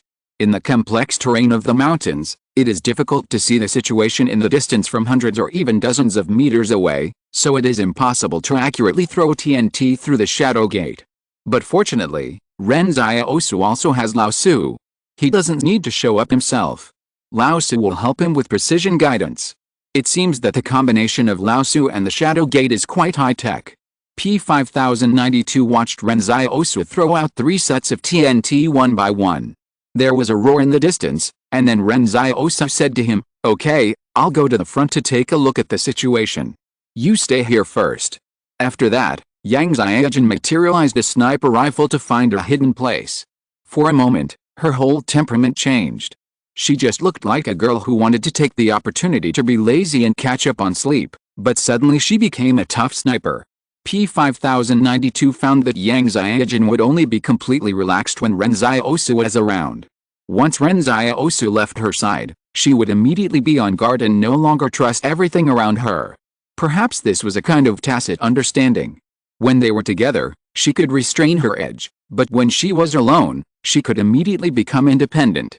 P5092 and Yang Xiaojun hid behind a rock. He asked, "What did Ren Xiaosu do?" Yang Xiaojun thought for a moment and said, "Finishing the attack." In fact, Yang Xiaojun knew very well that Ren Xiaosu went to touch the axe, but P5092 couldn't see it. It's not that there's any big secret. After all, the Northwest young marshal had just called Wang Shengzi to show off. Now running to the battlefield to pick up the axes of the Expeditionary Corps, it seems a bit cheap. After a while, Ren Xiaosu's voice came from Yang Xiaojun's micro headset, "It's done, come over." After that, Yang Xiaojun took P5092 and walked towards the battlefield. P5092 looked at the corpses of the barbarians on the battlefield and suddenly said, looking at the number, "This is a troop led by a general, but it is not full strength. They all died here. Okay, let's keep moving forward. Maybe we can encounter a second batch of victims," Ren Xiaosu said. For some reason, when P5092 heard Ren Xiaosu describe the Expeditionary Corps as victims again, he felt that it was quite appropriate. However, at this time, P5092 found something wrong. "Wait, don't leave yet." He squatted beside the barbarians and took off their helmets and visors. "Strange, why aren't they old people?" Ren Xiaosu asked curiously. "The old people among the barbarians should have died in the Battle of Fire. Now they are starting a direct war with Wang's troops, and they must not let the old people go to the battlefield." "I thought so before," P5092 said, "but you see, their axes are gone. I suspect it's a trick." After saying this, Ren Xiaosu's face became strange. P5092 had discovered that the axes were missing in the forest north of the Great Wall before, but at that time Ren Xiaosu explained that since they sent the old people to the battlefield, they must not waste axes, and they must not have carried any weapons. Therefore, when P5092 just found that there was no axe on the battlefield, he thought it was another trick of the barbarians to confuse the enemy. He looked up and said to Ren Xiaosu, "We have to tell Wang about this quickly. This must be a trap. If they fall into the trap like Huazhan, the defeat on the Danube mountain front will also affect the war on the other side of the Great Wall." Ahem. Ren Xiaosu hurriedly stopped him. "There are not so many traps. Let's go. The important thing is to quickly join up with the Northwest Army. Besides, didn't Wang just trick Huazhan? Why are you helping them now?" P5092 shook his head firmly. "No, these are two different things. As long as the final war can be won, then the past must be put aside first." However, P5092 suddenly saw Ren Xiaosu's expression and began to realize that something was wrong. He was a very smart person. He only needed to think about the magic that Ren Xiaosu had just performed, and he immediately reacted. "You took this axe, right? And the axe that disappeared in the forest north of the Great Wall was also taken by you." So, this matter was incredible, but P5092 was sure that there must be a space on Ren Xiaosu's body that could store items. P5092's mind raced, and he began to silently calculate how many abilities Ren Xiaosu had. He already knew about the white-masked Lao Su. He had also seen the materialized black longsword. He had just seen the Shadow Gate remotely throwing TNT explosives. Now he had the ability to store items. P5092 thought about it for a long time but couldn't figure it out. Why did an extraordinary person have so many abilities? Exclamation mark. Before he could figure it out, P5092 heard the whimpering of a train from the void, and the sound of metal clashing when the tracks were spliced together. P5092 silently looked at the black steam train that came out of the void, and then silently looked at Ren Xiaosu. "Is this also your ability?" "Don't worry about these details," Ren Xiaosu said. "We should leave after we are sure that Wang is actively fighting the enemy. Our top priority now is to join the Northwest Infantry Brigade." Wait a minute, P5092 suddenly figured out a lot of things. He was a senior member of the Fire Seed, And of course he knew that the fire seed was looking for a person named Wen Konggang. Moreover, this wanted person is very important, because he has the information of the entire Spark Laboratory in his hand, and he has also caused a lot of damage in the Holy Mountain. But there are many doubts in this matter. Wang Konggang has always had a very good reputation and credibility in delivering express delivery. Why did he suddenly go back on his word? In addition, Spark has evaluated Wen Konggang's strength. They believe that although Wen Konggang is one of the earliest awakened extraordinary people, his actual threat level is not particularly high. But at barrier number 73, Wang Konggang actually killed so many Spark combatants. This is incredible. Even P5092 has never figured out these things. But now thinking that the Wang Konggang might not be the real Wang Konggang, but the young marshal from the northwest in front of him, everything makes sense. P5092's gaze towards Ren Xiaosu gradually became weird. During the battle at East Lake, were you there too? Ho ha, Ren Xiaosu laughed. What are you talking about? I don't understand you. You were there at the Holy Mountain, too. I'm very sure of that, P5092 said. So Wang Konggang just wanted to deliver a courier, but he ended up with the highest wanted order on Fire Seed. So the abilities you are showing now are not your most fundamental abilities. Your abilities should be replicas of other people's abilities. Only in this way can it make sense. There is an old saying that when you have eliminated all the wrong answers, no matter how incredible the only answer left is, it must be the truth. At this moment, someone has finally solved the mystery of Wen Konggang taking the blame. There is one more chapter, but it will be very late. I suggest you read it tomorrow morning. Chapter 911. You've narrowed the road. Your ability is definitely a replica of someone else's ability, P5092 said confidently, and believed in his own judgment. Let me recall, who has an ability similar to the White Mask? Su Xianshu. Su Xianshu is also a general in the Northwest, so even if Huazhong doesn't pay attention to the Northwest, he will know some information, so P5092 can immediately connect Su Xianshu's shadow with Ren Xiaosu's White Mask. Ren Xiaosu asked calmly, have you ever thought that you know too much now? P5092, huh? Something seems to be wrong. Ren Xiaosu sighed. I have been discussing with you whether to go to the Northwest all the way. Now that you know so much, it seems that the Northwest must be visited. In addition to confirming whether Wang's family is really actively fighting against the enemy, Ren Xiaosu also wants to show his ability and let P5092 willingly go to the Northwest. But since the other party is so smart, P5092 has no other way to go except to go to the Northwest. You've narrowed the road, Ren Xiaosu said with emotion. P5092. Inexplicably, he also heard a hint of threat. After he silently boarded the steam train, Ren Xiaosu said, you are now also a military advisor of my Northwest. Do you think the Northwest should come to participate in the Central Plains War this time? No, P5092 shook his head. When talking about tactics and military issues, he immediately regained his usual calmness. Relatively speaking, without thoroughly understanding the strength of the Expeditionary Corps, what Fortress 178 should do is to defend the original territory, rather than rashly come to the Central Plains. What do you mean? Ren Xiaosu asked. Because the Northwest Army does not understand the geographical environment of the Central Plains and has never fought here, if the Expeditionary Corps is unstoppable, then the troops of Fortress 178 stationed in the Northwest are also preserving the fire for the Central Plains humans. P5092 analyzed. The Central Plains I am talking about refers to the entire Barrier Alliance, the same race. But what if the entire Central Plains falls? Ren Xiaosu said, haven't you thought about how many people will die? What if the main force of the Northwest gets here and is ambushed by the barbarians, eventually resulting in a lack of troops, and even the Northwest falls?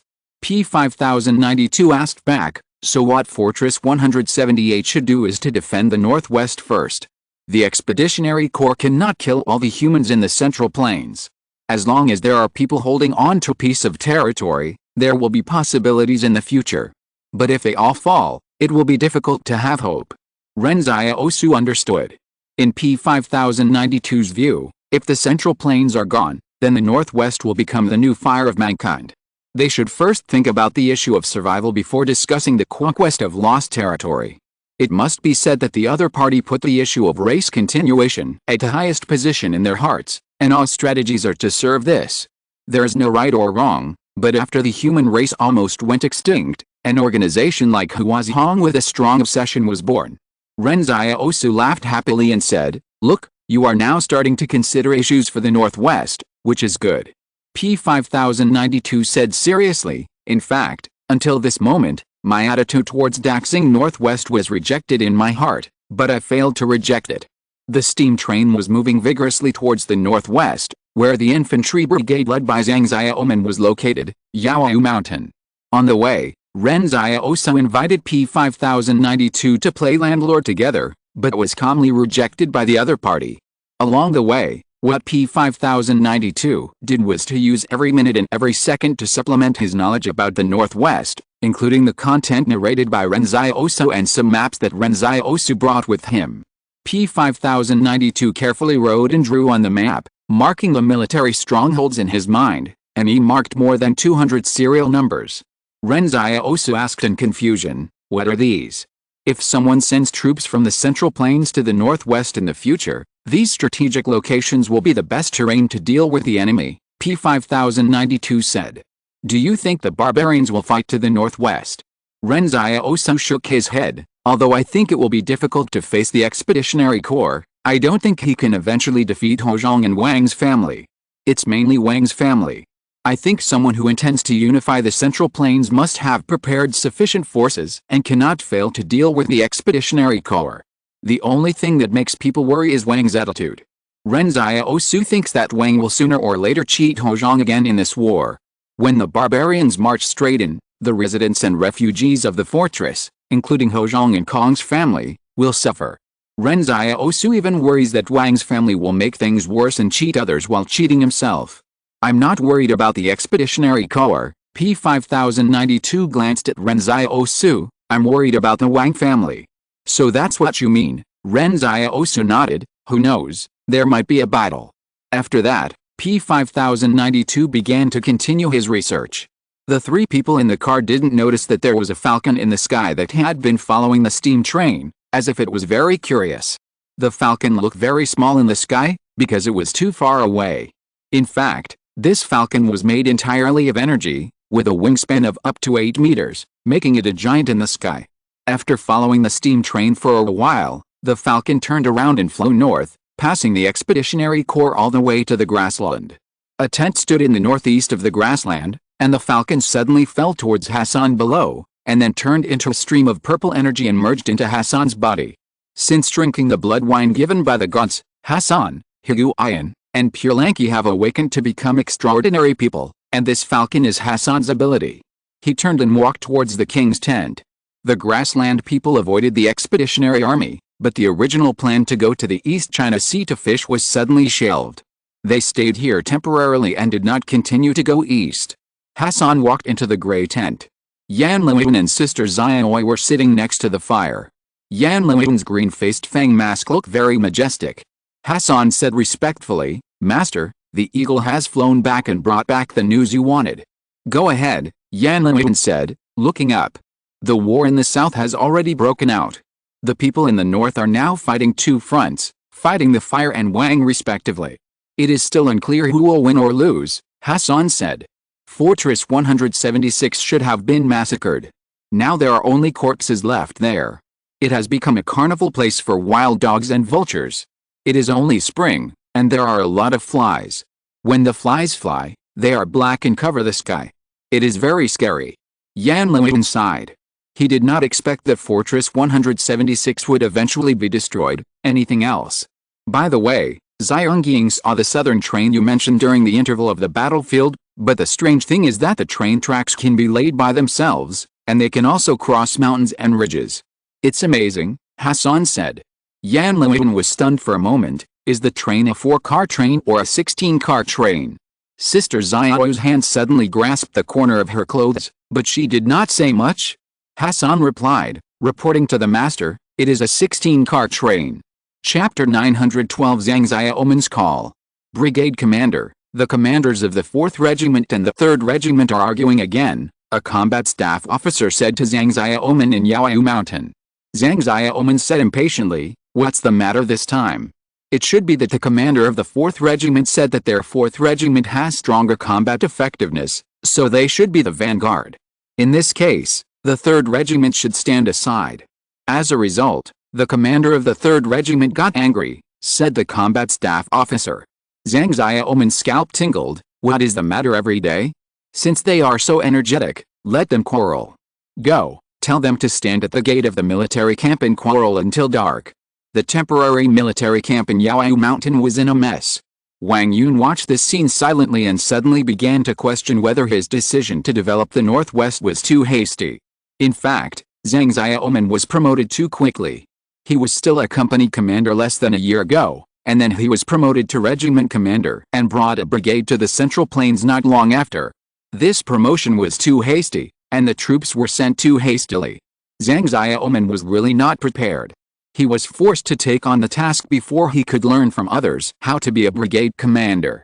Leading more than 100 people, more than 1,000 people, and several thousand people are completely different concepts. The number of people marching and fighting is by no means a simple addition, subtraction, multiplication, and division. Whether it is the allocation of materials or the progress of the march, as well as the balance of officers under his command, it is all a matter of learning. Therefore, Zhang Xiaoman has been so anxious that his mouth has blisters recently. He is always angry all day long. At a certain moment, he was really a little worried that before they saw the barbarians, their own people would start fighting. The infantry brigade of the 178th Fortress rushing to the Central Plains has been stationed in Yaoyu Mountain for several days. Zhang Xiaoman now doesn't know where to take the troops. Everyone is idle for a while, as if they are on vacation. Not to mention, the scenery of Yaoyu Mountain is pretty good. At this time, Ji Xiang was sitting in the barracks holding a photo and looking at it carefully. This was a photo sent by the big liar. In the photo, a young woman was with a little boy. It seemed to be a recent photo of Ji Xiang's wife and children. Zhang Xiaoman glanced at him and said, "Since the photo was sent to you, you have been holding it in your hands every day. You have almost worn it out. You look like a strong man, but why do you think about love all day long?" Ji Xiang is 1.9 meters tall and has a very strong body. It is indeed a bit awkward for him to hold the photo and smile foolishly. Ji Xiang smiled and said, "You don't have a wife or children yet. You will understand when you have them. By the way, I see that you are not young anymore. Why haven't you married and had children yet?" Zhang Xiaoman is 30 years old this year. In this era, he should have married and had children a long time ago. After all, in this era, when some people are 30 years old, their children are 15 years old and ready to go to high school. "I've thought about it before," Zhang Xiaoman said with emotion. "I almost married a woman a few years ago, but when I was dating her, her family didn't agree." "Family disagree?" Ji Xiang asked in confusion. "Do her parents think you are poor?" "That's not the case," Zhang Xiaoman explained. "It's not her parents who disagree." "Then who disagrees?" Ji Xiang was even more confused. It stands to reason that the most likely obstruction to a major event in life such as marriage usually comes from parents. If the parents don't say anything, who else in the family can disagree? Zhang Xiaoman sighed. Her husband disagrees. Ji Xiang. Wang Yun, who was drinking water next to him, spit out all the water. Zhang Xiaoman looked at Wang Yun. "What are you gloating about here?" "Oh," Wang Yun wiped his mouth. "I have nothing to do. Can't I gloat a little?" "If you have nothing to do, just find something to do," Zhang Xiaoman said with a dark face. "Haha," Wang Yun sneered. "Just say we have been here for a few days in Yaoyu Mountain. Is there anything important? You are the brigade commander, so why don't you tell me what we should do next?" Zhang Xiaoman said. "Yes, what should we do next?" Wang Yun's eyes widened. "You are the brigade commander. Why are you asking us this question?" In fact, this is Zhang Xiaoman's biggest headache. Compared with the question of what to do next, the quarrels between the regiment commanders are trivial. After the Northwest Infantry Brigade arrived at Yaoyu Mountain, they were stationed here directly. It was not that they did not want to fight, but they did not know how to fight next. Wang Yun continued to sneer. "Don't use the excuse that you are unfamiliar with the place. The map of the Central Plains is all in my mind. If you tell me where to go, I will definitely find the most correct route for you. However, you don't even know where to go now. You are so unreliable, just like a big liar." Are you two really not related by blood? Zhang Xiaoman was immediately furious. I tell you, this is a personal attack. If you mention this again, I will hit you. Come on. Wang Yun stood up straight. I am a superhuman. How can I be afraid of fighting with you? I will give you one hand. Zhang Xiaoman was furious. If you have the guts, give me two. Wang Yun, can you be a little more capable? At this time, Wang Yun's group of brothers and the combat staff of the infantry brigade looked at each other, and no one had any intention of stopping the fight. Wang Yun and Zhang Xiaoman quarreled about once a day in the past 2 days, but they would make up soon. As for how to make up, it all depends on Ji Xiang to smooth things over. Ji Xiang said, stop arguing. Instead of a quarreling and hurting the harmony, why don't you each take a step back and scold the big liar together? Wang Yun and Zhang Xiaoman, okay. A storm was resolved. Ji Xiang sucked his teeth and thought, at least the internal atmosphere of the 178th Fortress Army is not bad. Although these two people always quarrel, at least Zhang Xiaoman never uses the official power of the brigade commander to make a fuss. After the two people finished scolding the big liar, Ji Xiang suddenly said, it's not Zhang Xiaoman's fault for having no idea. Although Wang Yun knows the map, Wang said very nicely before we came, and they would cooperate with us in the battle. As a result, after we arrived at Yaoyu Mountain, they didn't plan to share the battle plan with us at all. As a result, we don't even know what the barbarians are doing now, and we really can't take the initiative to attack. See, there's still a wise man here, said Zhang Xiaoman.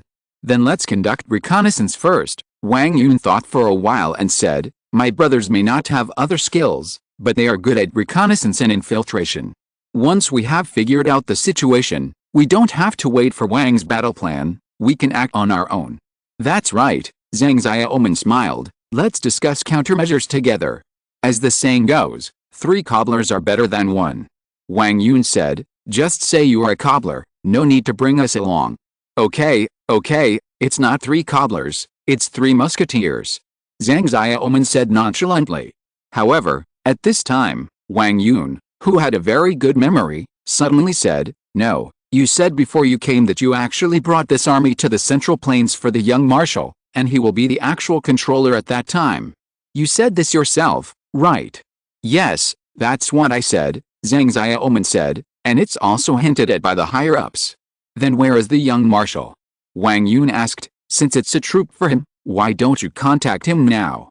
Zhang Xiaoman said unhappily, if I had his contact information, I would have contacted him a long time ago. Don't I have it? Can he appear if I shout? Young marshal. Where are you, young marshal? But just as the words fell, the whimpering sound of a steam train suddenly came from outside the mountain. Zhang Xiaoman was shocked. There are 2 more chapters in the evening, and I'm asking for monthly tickets. Chapter 913 p. 5092 Take over command.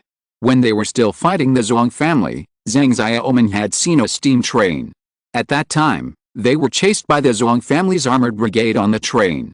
So, when the iconic whimpering sound of the steam train suddenly sounded in the wilderness with no village in front and no shop behind, Zhang Xiaoman's first reaction was that the young marshal was coming. There were no train tracks near Yaoyu Mountain, and there was nothing else to explain the sound except Ren Xiaosu's steam train. When the black steam train appeared over the mountains and ridges, the chimney on the front of the train was still spewing black smoke. Wang Yun and others clearly saw Ren Xiaosu's figure through the window. He said to Zhang Xiaoman in a daze, did someone bless your mouth? Zhang Xiaoman asked in confusion, why do you sound like you are cursing? But everyone didn't have time to care about these things at this time. Everyone was concerned about one question, why did Ren Xiaosu suddenly appear here? It was too coincidental. The steam train stopped at the entrance of the garrison and dissipated.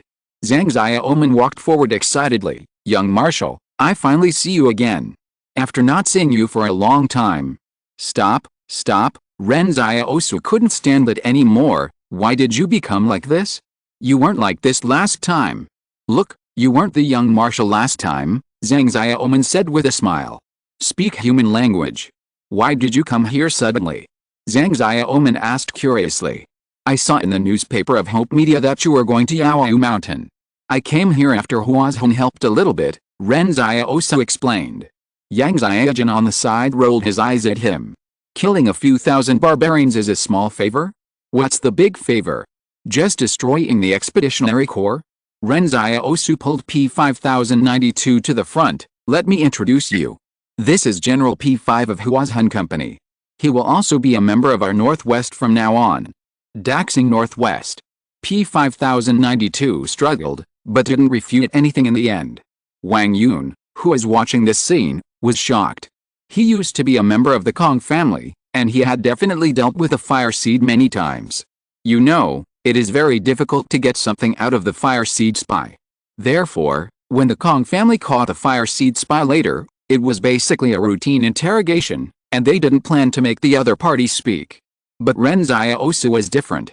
This guy actually pried back all the senior generals of the fire seed P5 level. Wang Yun looked at P5092. He had seen P5092's appearance in a photo, but he was a little bit unconvinced, so he confirmed, "Excuse me, what is your number?" P5092 replied, "P5092. Hiss." Wang Yun took a breath. He clearly remembered the information of every P5 level senior general, and P5092 has always been the most difficult one in the fire seed. If the commander of the Kong family's frontline troops heard that the opposing unit was the 3rd division of P5092, he would be particularly cautious. It can be said that many officers of the Kong family gave in when they heard the unit number of the other side. Someone in the Kong family had proposed to assassinate P5092 many times, because he was the most likely candidate to succeed the Supreme Commander in recent years. And such an important person also made great efforts in the Northwest. This is too devilish. P5092 looked at Wang Yun. "Do you know me?" "Yes, I know me very well," Wang Yun said. P5092, 29 years old, likes to eat apples, likes to be alone when the army is resting, and your home is at number 278 Gongxing Road, number 24 Barrier. You are the only one at home. P5092 was stunned. "You know me so well, are you from the Kong family?" "Wait, you are the one with a particularly good memory in the Kong family, I have an impression of you. So you investigated my address and favorite food, are you planning to poison me?" "Yes," Wang Yun admitted frankly, "but now I am not a member of the Kong family, and I don't have to consider how to assassinate you." P5092 was puzzled. "You are also in the Northwest?" "Yes, I am also in the Northwest." The former enemies suddenly both became prosperous in the Northwest. The scene looked extremely funny. Ren Xiaosu laughed happily and said, "Look, the Northwest is a big happy family, recruiting talents and seeking common ground while reserving differences. Do you think this is like a fairy tale?" The witch originally wanted to give Snow White a poison apple, but under the inspiration of the Northwest, both sides gave up their past grudges and devoted themselves to the construction of the Northwest. P5092 and Wang Yun's faces turned black instantly. At this time, P5092 looked at the military camp, and he was stunned at the sight. Who is the commander of this unit? Why is the unit stationed in such a mess? The soldiers and officers have nothing to do. Wait, the two people at the door are regimental officers, right? Why are they still arguing? Zhang Xiaoman blushed and said, "I am the commander of the 6th Combat Brigade of the Northwest."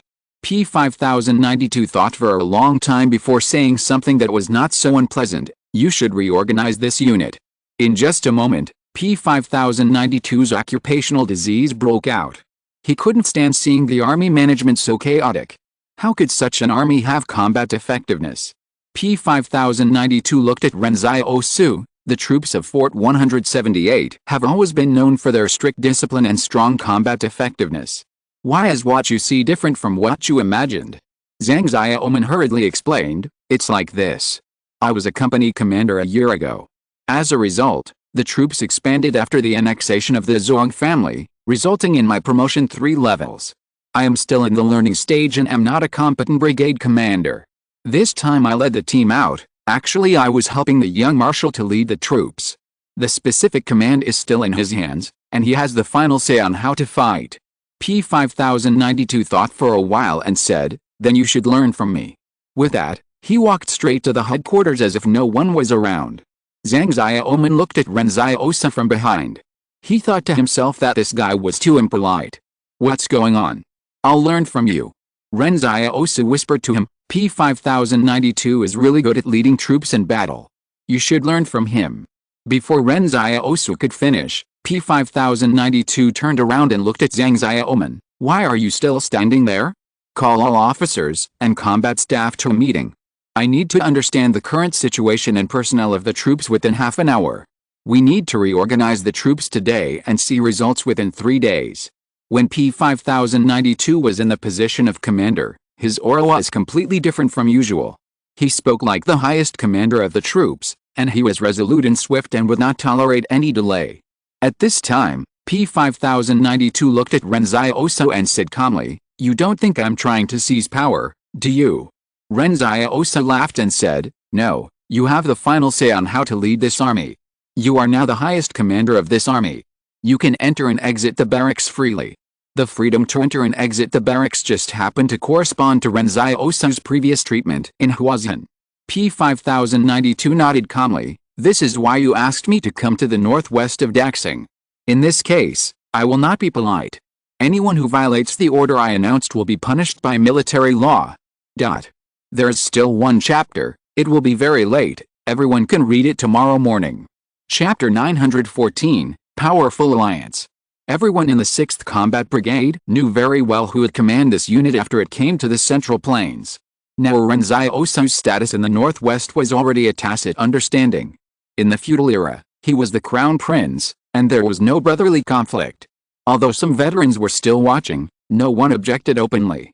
So, when Ren Xiaosu said that P5092 would take over the command, Zhang Xiaoman sat beside him and listened during the meeting without expressing any opinions. It must be said that one of Zhang Xiaoman's greatest strengths was that he was very self-aware and knew very well how much he could do. But he was also working hard to learn, and people always had to grow up. Just now, Wang Yun whispered to him about the origin of P5092, and Zhang Xiaoman suddenly realized that this was his best learning opportunity. At this time, the 4 regiment commanders, adjutants, combat staff officers, and other officers of the 6th Infantry Brigade were all sitting in the command tent, silently looking at the strange face at the end of the long table, P5092. On the way, Zhang Xiaoman explained to them that this was a person that the young marshal had recruited from outside the Spark. He was a very powerful commander and would help us develop the Northwest in the future. Everyone quickly understood what he meant. In recent years, there have been quite a few talents in the Northwest. Although some people are not used to the local climate and do not get along well with the Northwest, most of them are genuine. Of course, some people will complain privately, saying that the foreign monks are good at chanting, so they want to see what the Spark commander is capable of. At this time, Ren Xiaosu and Yang Xiaojin were sitting aside and listening. Ren Xiaosu said to Yang Xiaojin, "Just now I." Before he finished speaking, P5092 suddenly said, "Silence, no whispering is allowed in combat meetings." Ren Xiaosu was stunned, then smiled and agreed, "Okay." The other officers looked at each other. This P5092 is very bold. He actually used the young marshal to establish his authority? It's not that the young marshal is such a high-ranking official. To be honest, the young marshal has no real power. People are not afraid of losing their jobs if they offend the young marshal. There is no such thing in the Northwest. But the problem is that the young marshal has a high military power. If you use the young marshal to establish your authority, aren't you afraid of being beaten in private? Anyway, everyone here knows something. Just look at the things that the young marshal has done in the past. They are not enough for the young marshal to beat them up. After P5092 confirmed Ren Xiaosu's attitude, he calmly said to the other officers, "Now let's report the situation of the troops in each combat sequence. I need to know the actual situation of the 6th Combat Brigade. Which combat staff officer will tell me?" As a result, Wang Yun suddenly said, "Let me tell you." Ren Xiaosu glanced at Wang Yun. He was curious before. Wang Yun's brain was very useful, and P5092's was also very useful, but the two of them were in two different directions, one macro and the other micro. He didn't know what kind of collision would happen when they worked together. P5092 nodded, "Then you tell me." The 6th Combat Brigade is actually a reinforced brigade. It has 4 regiments. Because there is no logistical supply line, all of them are infantry regiments. The 1st Regiment has 1,497 people, the 2nd Regiment has 1,501 people, the 3rd Regiment has 1,419 people, and the 4th Regiment has 1,521 people. Among them, there are 1,041 veterans over 3 years old in the 1st Regiment, 1,011 in the 2nd Regiment, and the 3rd Regiment. For soldiers over 30 years old, there are 310 in the 1st Regiment and 170 in the 2nd Regiment. For veterans who have participated in combat, there are 781 in the 1st Regiment and 691 in the 2nd Regiment. Wang Yun talked about these data like he knew them all by heart. He actually memorized all of them in his mind. Before P5092 arrived, he had investigated all of this data clearly. He was originally going to tell Ren Xiaosu about it, but P5092, who knew more about it, came instead. These data may seem ordinary, but an excellent commander will understand that if the ratio of veterans to new soldiers in a unit is different, the performance on the battlefield will be completely different, so it is useless to just look at the number of people. This was something P5092 wanted to ask proactively. He was worried that these officers could not answer it, but he did not expect Wang Yun to answer it clearly. P5092 exclaimed, "Very good." As a result, Wang Yun suddenly frowned. "No, there are not 310 soldiers over the age of 30 in the 1st Regiment. Sorry, it is 311. It's okay, it doesn't matter if I remember one wrong, it doesn't matter much," P5092 said. "It's not a mistake," Wang Yun said. "There is a person who has a birthday today, so there are 311 veterans over the age of 30 in the 1st Regiment." Now, everyone including P5092 was shocked. Is there really a person with such a perverted memory in the world? There is a joke that 3 people were captured by the enemy, and then the enemy said, "As long as each of you can answer one question for us, we will let you go back," and the 3 people quickly said yes. So the enemy asked the first person, "How many people are there in your army?" The first person answered, 1,000 people. So he was released. Then the enemy asked the second person, "How many men and how many women are there in your army?" The second person answered, 1,000 people are all men. So he was also released. Then the enemy asked the third person, "What are the names of these 1,000 people?" The third person died.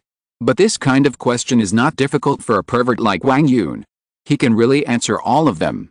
At this time, Wang Yun continued, "Now let me talk about the distribution of weapons and equipment." Now, Wang Yun even clearly stated how many bullets each regiment had, not to mention how many heavy machine guns, how many grenades, and how many sets of TNT. As Wang Yun spoke, P5092 took a pen and wrote all these data in a notebook. It only took half an hour for P5092 to know the entire 6th Combat Brigade. Ren Xiaosu watched from the side. He found that P5092's eyes were getting brighter and brighter. It seemed that as he got to know this unit more deeply, his aura was constantly changing. Although the 6th Combat Brigade has not yet fought against the barbarians, Ren Xiaosu suddenly felt that it seemed to be a very correct choice to dig Wang Yun and P5092 to the northwest of Daxing. These two people are a powerful combination. And with his and Yang Xiaojin's ability to dominate the battlefield, a combat brigade may also have a very big impact on the entire battlefield.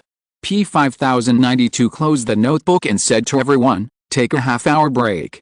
Next, I will adjust the organization of the combat brigade." Although the current distribution of troops is very balanced, on the battlefield, balance can sometimes produce fatal flaws. I need someone who can overcome difficulties while someone who can hold a position. Different divisions of labor will also have different personnel configurations for each infantry regiment. Then where are we going next? Zhang Xiaoman suddenly asked curiously. The atmosphere in the command tent was no longer loose, and there was always a feeling that a big battle was about to happen. P5092 looked at Wang Yun. "Do you remember the terrain of this area in the Central Plains?" "Yes," Wang Yun said calmly. P5092 thought for a moment and said, "Let me tell you the conditions. You help me find this place. 50 to 70 kilometers away from Daniu Mountain, close to a water source, and only 2 hours away from Wangginling, the retreat route of the Expeditionary Corps. It has a strategic location to defend and is not easy to be discovered." These various conditions took P5092 3 minutes to talk about. Then Wang Yun stood up and opened a map, and pointed to a location in the northeast of Yaoyu Mountain, here, Zoan Mountain. P5092 smiled and suddenly said to Ren Xiaosu, "Now even if you don't let me develop the northwest, I don't want to leave." Thank you for becoming the new ally of this book. My boss is generous, and good people will have a peaceful life. Good night, everyone. There are too few monthly tickets recently, so I will sacrifice a new book of a friend. A new template every week: dragons, elves, goblins, dwarves, orcs, humans, undead, demons and even slimes, goblins, swamp lizards, poisonous magic frogs. Every time a template experience ends, Lu Chang will randomly obtain a racial talent, which will be automatically brought to the next template. Chapter 915, 3 Powers Join Forces. Before this, P5092 came to the northwest because he really had nowhere to go, and he was forced by Ren Xiaosu's threat of force, so he came to the northwest to see if the people here were really the same as Ren Xiaosu said. Therefore, the voluntary component was only 30% at most. At that time, P5092 thought that he was going to jail to have some peace and quiet, to make a break with his past in the Spark Force, and then come out to live as an ordinary person. If the Northwest did not suit his preferences, then he would go back to the Spark Force to go to jail. But now it is different. After working with Wang Yun, P5092 suddenly felt that any partner he had seen before was eclipsed. This is the partner a military commander should have. What data you want, he knows it in his mind. What strategic position you want, he only needs to think about it and he can immediately get the answer in his mind. This kind of handy command makes P5092 feel like he has complete control over the army. This is completely different. In the past, he always felt that there was something wrong in the army, but P5092 was not good at picking up some details, so when there was a problem, he didn't know the root causes behind it. But now he knows, and he knows it clearly. It's like the difference between holding a pen with your toes and writing with your fingers. For an excellent commander, this is a world of difference. In terms of the identities of P5092 and Wang Yun, the two are completely equal. They were both brought to Daxing Northwest by Ren Xiaosu, so there is no difference in rank. The two sides get along as partners in combat command. Wang Yun is his adjutant. In private, the two quickly became best friends. This kind of friendship is the friendship of comrades in arms, a friendship of mutual trust, and more like a confidant. In comparison, the friendship between Zhang Xiaoman and Wang Yun, which was formed by scolding the big liar together, seemed a bit inferior. Suddenly, Zhang Xiaoman inexplicably felt that he was being left out. At this time, Ren Xiaosu looked at Zhang Xiaoman. By the way, where's your father? Wang Yun and Ji Xiang looked at Ren Xiaosu silently, and no one responded. As a result, Zhang Xiaoman started to curse first. Old bastard, you dare to take advantage of me in front of the young marshal. Ren Xiaosu was puzzled. Wang Yun explained in a low voice, Zhang Xiaoman's biological father is someone else. The big liar is lying. Ren Xiaosu didn't know whether to laugh or cry. What the hell is this big liar doing? In the evening, the 6th Northwest Combat Brigade packed up their luggage and headed from Yaoyu Mountain to Zoan Mountain. It is expected to arrive within 2 days. According to the requirements of P5092, everyone should take advantage of the battle between Wang and the Expeditionary Corps to march quickly and seize the advantageous terrain of Zoan Mountain. Otherwise, when the two sides are at a truce, Zoan Mountain will not be so easy to occupy. Now the 6th Combat Brigade has not appeared on the battlefield, so the Expeditionary Corps does not know that there is such a unit. The barbarians are in the open, and they are in the dark. However, Ren Xiaosu took a look at the map and asked curiously, Zoan Mountain is north of Dainyu Mountain, which is the rear of the Expeditionary Corps, and it is still a certain distance from the battlefield. Why do we go there? It is because it is behind the Expeditionary Corps, P5092 said firmly. As for why we go there, I will tell you after I get it. 2 days later, the 6th Combat Brigade arrived safely at Zoan Mountain. The peaks here are steep and rugged. P5092 thought that this is exactly the position he wanted. After walking in the mountains for a long time, P5092 suddenly pointed in a direction and said to several regiment leaders, build fortifications here within 3 days. Don't build temporary fortifications, but positions that can fight hard battles. As a result, Ji Xiang on the side said, it shouldn't take 3 days. These days, he and Wang Yun have been working together to develop the Northwest, but Wang Yun is shining and working hard, while he has nothing to do. Since he confirmed that his wife and children were really fine, he really wanted to do something for the Northwest, and began to think of himself as a Northwester. But he, the first person to identify with the Northwest, became an idler, which made him a little unacceptable. Now that he heard that P5092 needed fortifications, he immediately stood up. He could do this job. Ji Xiang is an Earth Awakener, and his best direction is to change the surface morphology. Whether it is rocks, soil, or tiles and bricks, it is within his ability. As he said, the terrain of the place pointed by P5092 changed out of thin air under Ji Xiang's control. P5092's eyes lit up. Generally, fortifications are piled up with sacks of stones or sand, which is far less stable than Ji Xiang's hand. He asked Ji Xiang, "Then I will directly draw a simple fortification terrain map. Can you do it directly?" "Yes," Ji Xiang said. As he said, P5092 took a direct look at the mountain, and then immediately marked the details of the fortifications on the drawing. This drawing is a great test of P5092's basic skills.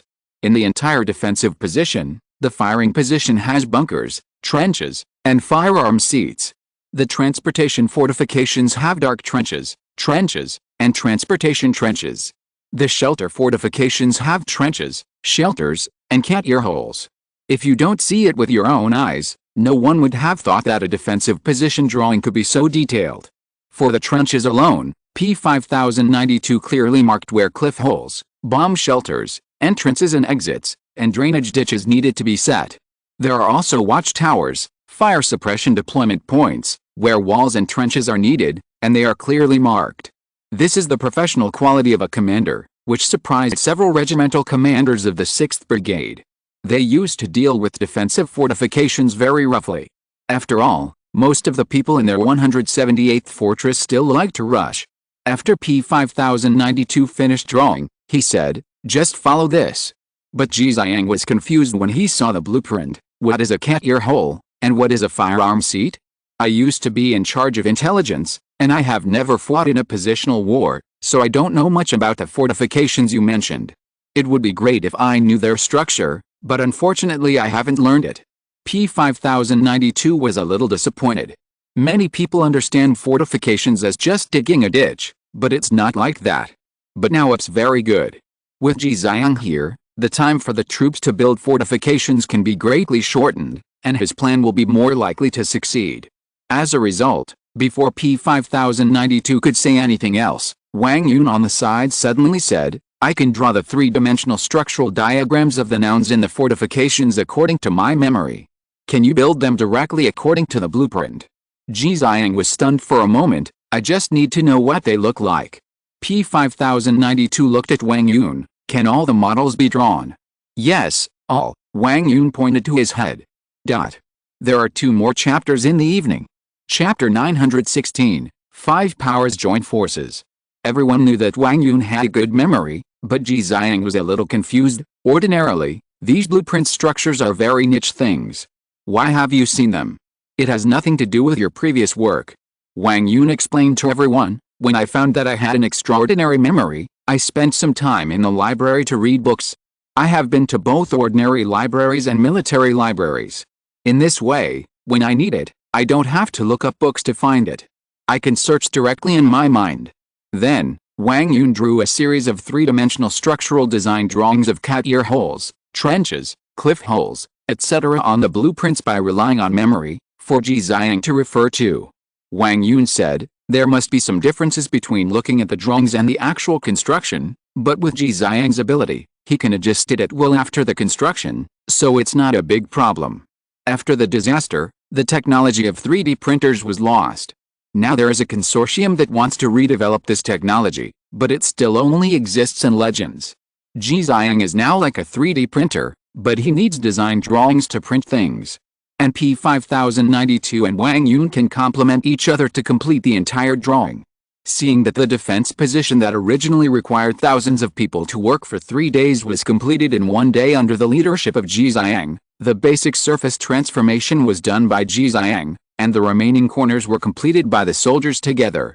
This is because Ji Xiang himself has limited mental strength and needs to rest for an hour occasionally. When the huge and complex defense position was completed, it was hard for everyone to believe that this thing was built in 1 day. Moreover, This is by no means a temporary defense position. The structure is so delicate that it would probably take half a month to build it in the past. Seeing everyone's envious eyes, Ji Xiang smiled happily and said, "When the world is peaceful in the future, I will be a contractor and build houses for everyone." Zhang Xiaoman's eyes lit up. This is possible. But P5092 sighed, "I don't know when this peaceful era will come, and we don't know if we can see it." "It will definitely come," Ji Xiang said confidently. At this time, Ren Xiaosu looked at P5092. "Now that the defense position has been built, tell me what you want to do." Although the defense position looks very solid, the barbarians will not come here. P5092 took out a map and spread it on the ground. "If they don't come, we will let them come. You see, we are now diagonally behind the Expeditionary Corps. We are not the only people in the Central Plains who will build supply lines. The Expeditionary Corps will also have supply lines for such a large-scale migration to the south. Their supplies will definitely pass through one of the 3 paths I drew with a red pen. And from our location, the road that is farthest away can also guarantee arrival within 2 hours. After looting their supplies, we can also withdraw quickly," said P5092. Ren Xiaosu figured out something. "Are you trying to disrupt their lifeline in the rear, and then force them to come and attack Zoan Mountain?" "Yes," P5092 said. "We have also visited the front battlefield at Danyu Mountain. The Wang family is having a hard time fighting, but if there is another point to coordinate with them at this time, the Expeditionary Corps will be overwhelmed and there will be a chance of victory. In a war, the two sides are sometimes fighting with strength, but when the two sides are evenly matched, you have to create opportunities for the other side to make mistakes. It is difficult to make mistakes on the front battlefield. Only by constantly pulling their formation and letting them make more decisions, this opportunity will suddenly appear." Ren Xiaosu doubted, "Are you sure you can rob the Expeditionary Corps supplies? What if they have a lot of people responsible for transportation?" They had a good idea. They robbed the Expeditionary Corps supplies and gave the other side a headache, but there was another situation that their troops were too few and they couldn't even beat the other side's transport team. This was very likely, because the barbarians had strong physical fitness. In the absence of a position, more than 1,000 barbarians might be able to destroy the Central Plains troops of 3,000 people. P5092 looked at Ren Xiaosu and said seriously, "You and Miss Xiaojun have to lead the team. If you two don't lead the team, I won't make such a battle plan. With your abilities, even if you can't destroy the transport team, you can still get away with it by destroying some supplies and harassing them. You two just need to harass them. I believe in your abilities." Ren Xiaosu suddenly realized that the other party was concerned about his and Yang Xiaojun's fighting power. P5092 said, "In fact, you two are the most important part of this plan. As long as you disgust the Expeditionary Army once, they will be upset. This is like finding a hairy poisonous spider at home, but this is not the most terrifying thing. The most terrifying thing is that you find it disappeared in a blink of an eye." When Ren Xiaosu and his team succeeded in one strike and disappeared, the Expeditionary Army was scratching their heads. Yang Xiaojun once told P5092 that you like to use bait and Ren Xiaosu likes to be bait, which is a good match. Now, P5092 really began to use Ren Xiaosu as bait, but this bait could kill people. P5092 continued, "I don't need to say much about the importance of the material transportation line to all troops, so they will definitely come to Zoyan Mountain to encircle and suppress us. We will have to fight a tough battle at that time. The number of people in the 6th Combat Brigade is indeed not large for the entire battlefield, but what if it is a position defense battle? In a defensive battle, it is possible for one person to replace 10 people on the other side. War is about finding ways to put yourself in a favorable environment. Once you occupy a favorable terrain, the barbarians are nothing to be afraid of, and there is also Ji Xiang. This place is surrounded by mountains, and Ji Xiang's ability is terrifying in the mountains. Imagine that the barbarian troops are walking on a mountain road, and suddenly piles of boulders fall from the mountain. The power is comparable to that of a heavy machine gun.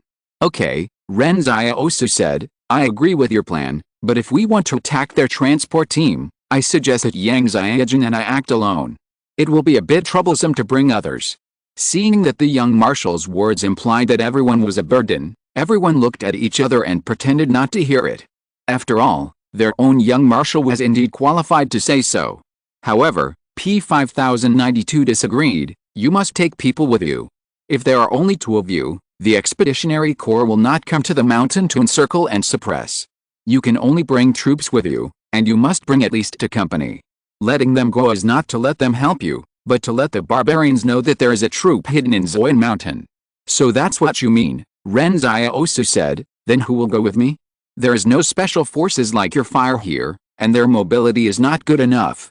Zhang Xiaoman laughed happily. Young Marshal, I will take a company with you, the Iron First Company of the 2nd Regiment. Those bastards may not be good at fighting, but they run faster than anyone else.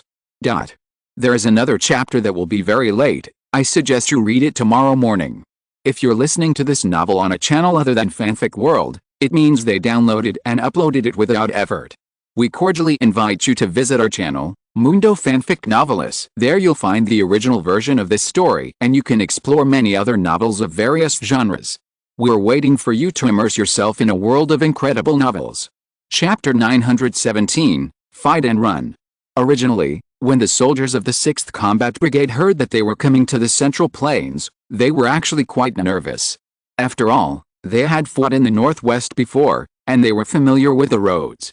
If they couldn't win, they could get support from other brother troops. Now, Zoan Mountain is about 1,000 kilometers away from the 178 fortress. By the time the brother troops come to support them, they are afraid that their bodies will be cold. Later, everyone heard that some Central Plains people from the northwest of Daxing joined the team, but no one cared. In fact, Wang Yun and others did not give the 6th Combat Brigade a sense of security. However, when Ren Xiaosu arrived, P5092 made up for the strategic link, and the young marshal himself made up for the military value link. Then Wang Yun and Ji Xiang, who joined earlier, suddenly shined. In just 2 days, all the soldiers of the 6th Combat Brigade felt at ease. More at ease than ever before. Although they knew very well that many of them would die when the Expeditionary Corps came to encircle Zoan Mountain, so what? The soldiers of the 178 fortress were not afraid of death. They were just afraid that death was not worth it. That's right, it does make people feel that it's not worth it to die with Zhang Xiaoman. On the night when the defensive position was built, Ren Xiaosu and Yang Xiaojin quietly led the Iron Company out of Zoan Mountain. P5092's task for them was to find the Expeditionary Corps material transportation line within 3 days and harass the enemy as much as possible. Originally, Wang Yun and Ji Xiang also wanted to go with them, but P5092 said no. Ren Xiaosu was enough. From a tactical point of view, it doesn't make sense for 4 extraordinary people to go out to perform tasks together. In P5092's opinion, even if someone really got into trouble, Wang Yun, Ji Xiang, Ren Xiaosu, and Yang Xiaojin couldn't get into trouble together, and they had to be separated. P5092 is now the commander of the 6th Combat Brigade, so everyone must listen to what he says. Moreover, Wang Yun and Ji Xiang thought about it and didn't care. Anyway, what could happen to Ren Xiaosu when he went to face the barbarians' transportation team? Before leaving, Ren Xiaosu confirmed, "Is there anything else you want to tell me?" P5092 thought for a moment and said, "Run after the fight. This is the rear of the Expeditionary Corps. Don't fight too long." "Okay, I understand," Ren Xiaosu replied. 11 hours after Ren Xiaosu and Yang Xiaojin left, the Iron Company sent back a message. Indeed, deep ruts were found on a road. It seemed that the transportation line of the Expeditionary Corps was indeed guessed by P5092. This made P5092 feel relieved. What Ren Xiaosu had to do next was just to wait for the transport troops to pass by. In his imagination, Ren Xiaosu would drop some bombs remotely or snipe the enemy's transport troops. When the barbarians planned to pursue, Ren Xiaosu could lead the Iron Company to retreat to the base. Things developed more smoothly than expected. At the 17th hour, the Iron Company's communicator sent a message that the enemy had been discovered and the transport troops were heading south under the escort of 500 barbarians. P5092 sneered in Zoan Mountain. Before, the barbarians had harassed the logistical lifeline of Huazhong. Now it was his turn to take revenge. The battle started, but just 30 minutes later, a combat staff officer in Zoan Mountain said to P5092, "Sir, the young marshal called." P5092 answered the phone and asked, "Is it going well?" Were we not ambushed by the barbarians? No ambush, we are retreating now, and we will talk about the rest after we get back, Ren Xiaosu asked on the phone. Okay, I look forward to your triumphant return. Thank you for your hard work, P5092 said. More than 10 hours later, Ren Xiaosu and Yang Xiaojin returned with the Iron Company. Moreover, Ren Xiaosu not only came back, but also brought back the barbarian supplies, and distributed some biscuits to everyone. At first, everyone was worried whether Ren Xiaosu and his men would encounter any danger, but now looking at each other, it was like a person who had been traveling and returned to share local specialties with his family. These supplies were all food, but they were no different from those in the Central Plains. Later, everyone discovered that this was not the barbarians' own food, but from Fortress 176. Now that Fortress 176 has been destroyed, the food for hundreds of thousands of people stored there has become the barbarians' material supply. No wonder the Expeditionary Corps was not in a hurry at all. After returning, Ren Xiaosu planned to wait for the Expeditionary Corps to arrive, and all the soldiers silently raised their vigilance to prevent the enemy from besieging. As a result, they waited for a whole day, but the enemy did not come to encircle and suppress. Ren Xiaosu wondered, what's going on? Is the Expeditionary Corps so slow? Wang Yun replied, maybe they are mobilizing troops. The Expeditionary Corps still did not come, and everyone felt something was wrong. Zhang Xiaoman came to ask Ren Xiaosu, young marshal, what's wrong with the barbarians? Why haven't they come yet? Ren Xiaosu thought for a moment and said, why don't I go to Dainiu Mountain? Zhang Xiaoman was surprised, why are you going to Dainiu Mountain? Ren Xiaosu said unhappily, I'll go ask the barbarians why they don't come to Zoan Mountain. If they don't come, I fought a battle in vain, right? Zhang Xiaoman. Then, Ren Xiaosu asked P5092 if the Expeditionary Corps didn't intend to pay attention to the rear. As a result, P5092 explained seriously, don't worry, it takes time to mobilize the troops. We just need to do a good job of defense deployment now, they will come. Halfway through his words, P5092 looked at Ren Xiaosu, who was eating compressed biscuits, and suddenly felt that he seemed to have grasped some clues. Wait, did you take back the barbarian supplies? Yes, Ren Xiaosu said, all of them. Are they just going to let you take them? P5092 asked in confusion.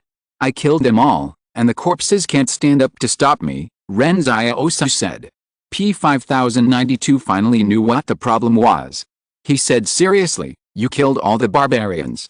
They didn't know where we were hiding, and there were no witnesses. Do you remember what I told you?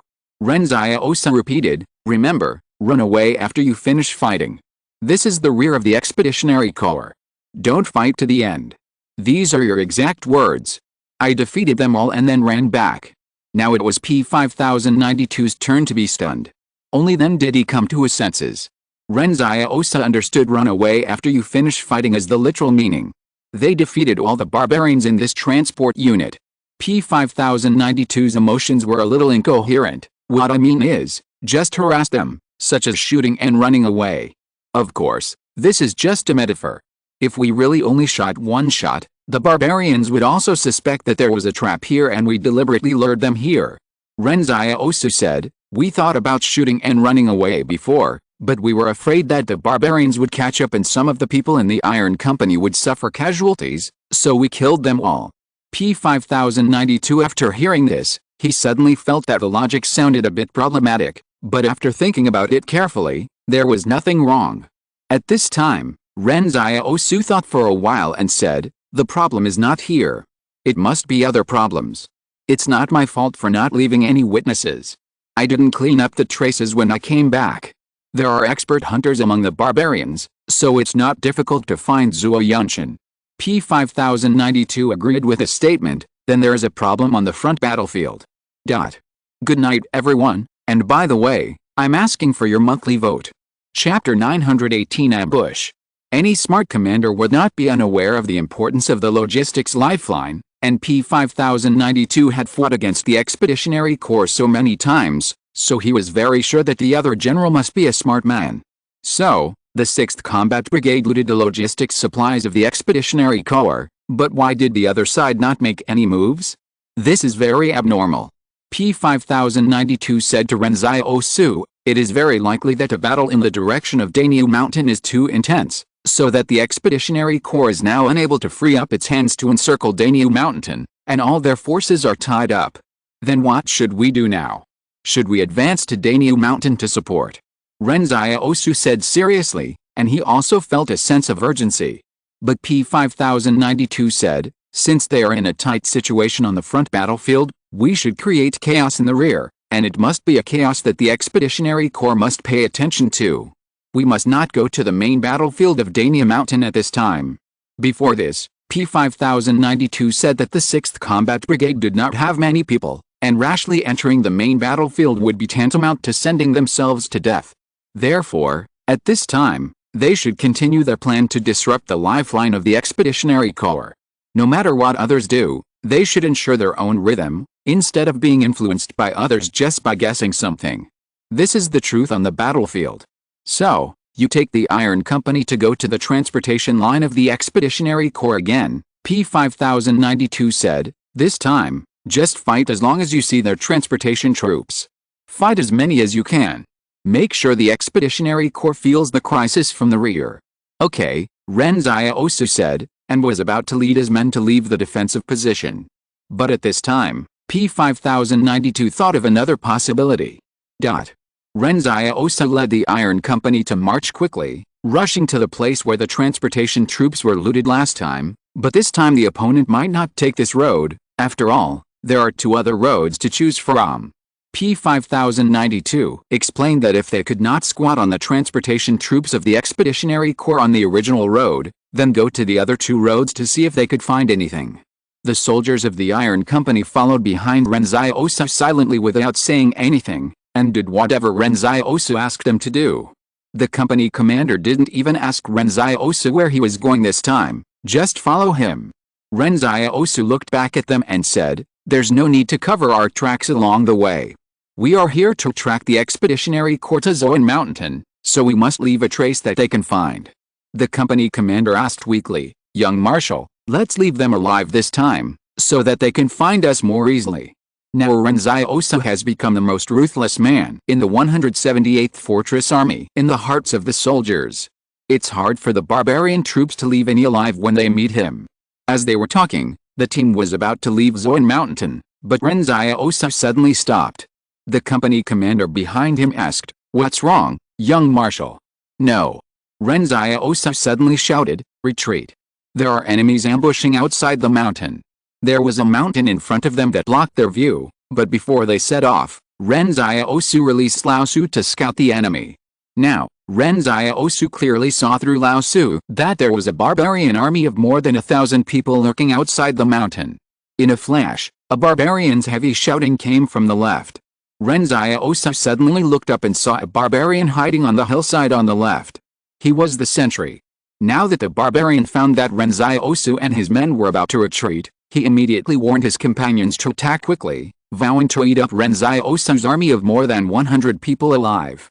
The barbarian in charge of sentry judged that although this human army was still nearly 1,000 meters away from the ambush point, it would not be difficult for a force of nearly 1,000 people to wipe out the more than 100 people with the speed of the Expeditionary Corps soldiers. The captain of the Iron Company shouted, young Marshal, what should we do? Run. Ren Xiaosu shouted, run back, run as fast as you can. The next moment, the entire Iron Company ran away, jumping and hopping on the mountain road, very skillfully.